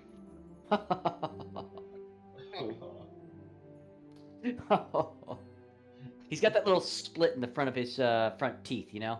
Yeah. He's got that whistle thing going on. Alright, so who do you go to speak to? All right. Give me a second here. I want to go check out this bubbly little centaur over here. Or at least based on the picture, she looks kind of bubbly. Oh no. I get over there, and it's talking like, so then I was in the middle of this fight. No, it's something more along the lines of, oh, and Variel, you just, you would not believe the kind of shenanigans that Jacob gets up to when I'm not watching him. Oh, hi there. Wait, who's Jacob? Not our Jacob. To clarify. It is now canonically in my head. Jacob. Jacob, you've been hiding a centaur from us? We all knew he actually had a girlfriend. I'm just gonna go ahead and go over here. You're already over there. Anyway, so she turns to you and says, Yo, oh, hi there. My name's Concerto. What's yours? Concerto. Lovely name. I'm Nysdrith Akambherylliax. I'm just going to call you Nysdrith. Yeah, everybody does. Even I don't call myself my last name. I don't even know where it came from, honestly. Oh, God. Is it not your parents' name? You know what? There's some debate about that. Neither of my parents actually claimed it, ever, but somehow they gave it to me anyways. Huh. Weird. Yes, I would absolutely agree with you there. So, what brings you over to the Wayfarer's Respite? The groups that I'm with is either collecting information for the next big old party bash we're going to have, by the looks of things, or just because they like the food here, which I cannot disagree with. Oh, by the way, can I have a Gosling's rum and coke? I suppose. Talking to this guy. Yeah. One moment, sir.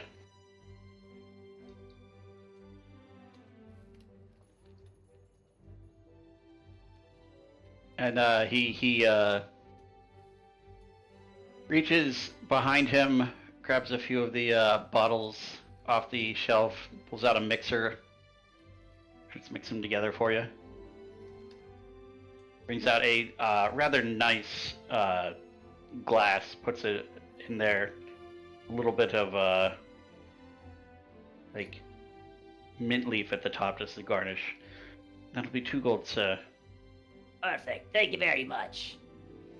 Can I get you anything?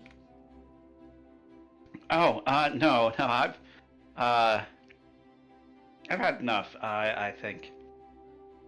Yeah, I need more. It's the only way I can talk to girls. Muttering under my breath. The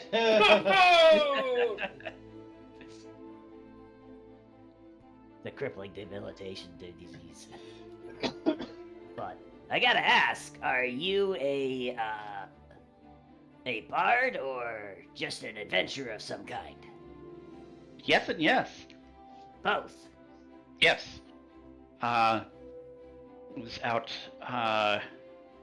having a bit of a time between missions and decided to pop over here for a bit.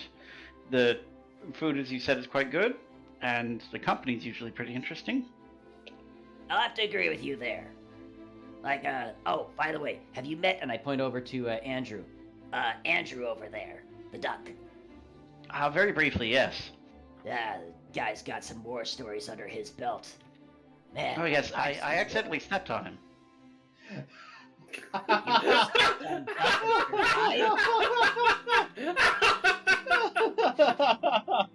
Oh yes, it didn't really seem like you noticed. That makes sense. I mean, that one fight with the Colossus that he had. Ugh. Riveting story, honestly. I wasn't aware he could speak common. I don't think he can.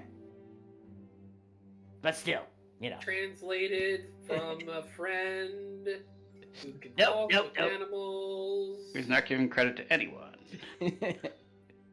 Nope, you weren't Plagiarism there. all the time. I was just nodding and saying, "Oh my gosh, that's amazing," like a dumbass. Well, I think the we all play the role we're born to. I think the squirrel spoke common. There's no squirrel. The mouse spoke. The mouse and the cat both spoke. Mouse. Yes. But what kind of adventuring do you do? I mostly get up to the sort of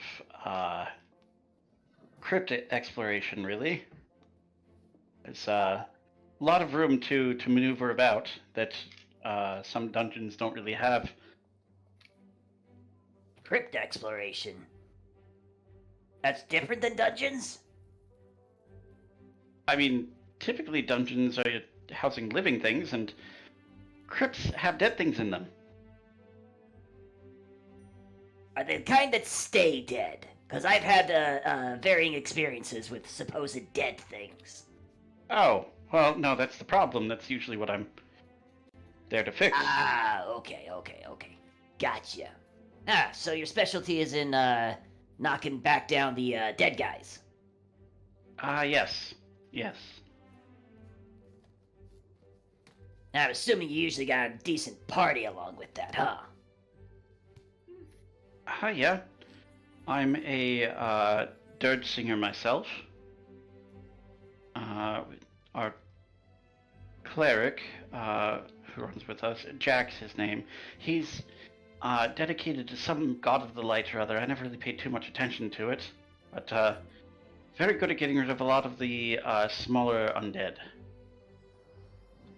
That sounds very useful, especially for crypt clearing.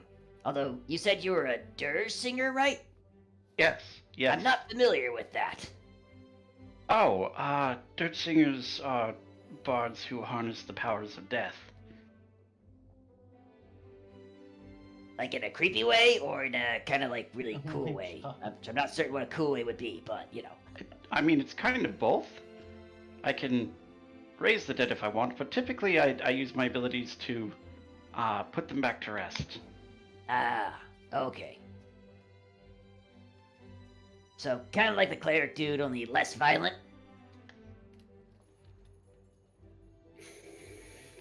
Not particularly less violent.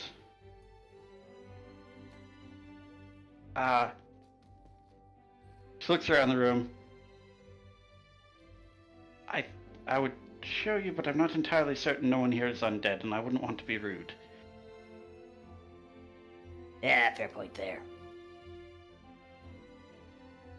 But anyways, my party is, what's the name of the continent I'm on, DM? The Monster Frontier.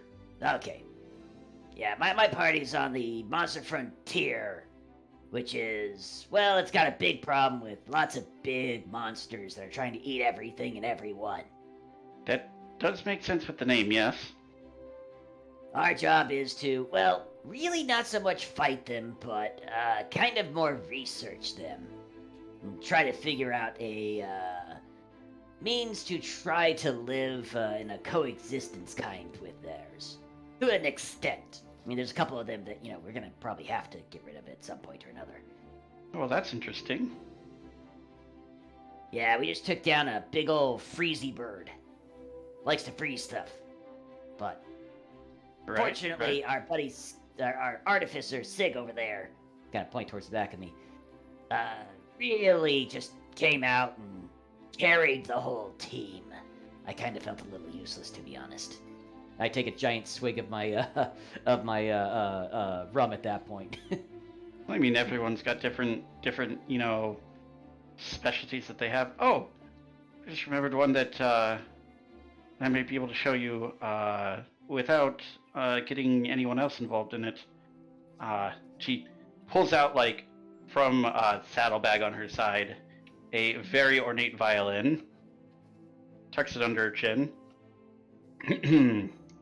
And then she plays one long, low note, and you feel it reverberate in your skull. Give me a Constitution save. All right. 13. All right. There Yeah, are a brief cool. few seconds where you are both blind and deaf, Ooh. and then the world comes back. Oh, that was an unpleasant feeling. Right. Sorry. A lot of my abilities don't mesh very well with the living. But I ended it early. I just thought, since you'd asked, that you might like an example. No, really, yeah, no, that was both cool and disorientating, to say the least. But, alright. Does most of your magic come from your violin? Well, I mean, it can come from any music, and she, turns to show you her saddlebags, which not only have the space for the violin, but there's also a flute, a small harp, a pair of what almost look like maracas with some extra, jingling bits on the outside, and a small pair of drums. You are a one-girl traveling band. Yes, I try and keep a little variety. You have a personal favorite?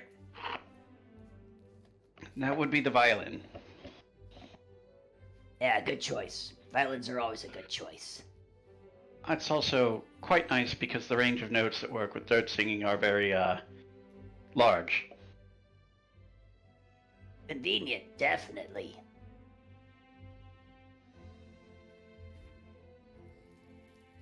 All right. I am getting tired and losing track of the conversation. Sorry. I mean, that tracks with you being drunk, so... Yeah. Ugh. But yeah, no, you continue to have some nice conversation. And, yeah. I think... Currently, I'm going to say we're at a pretty good cutoff point. If anybody else wants to do anything, we can pick up this spot next time.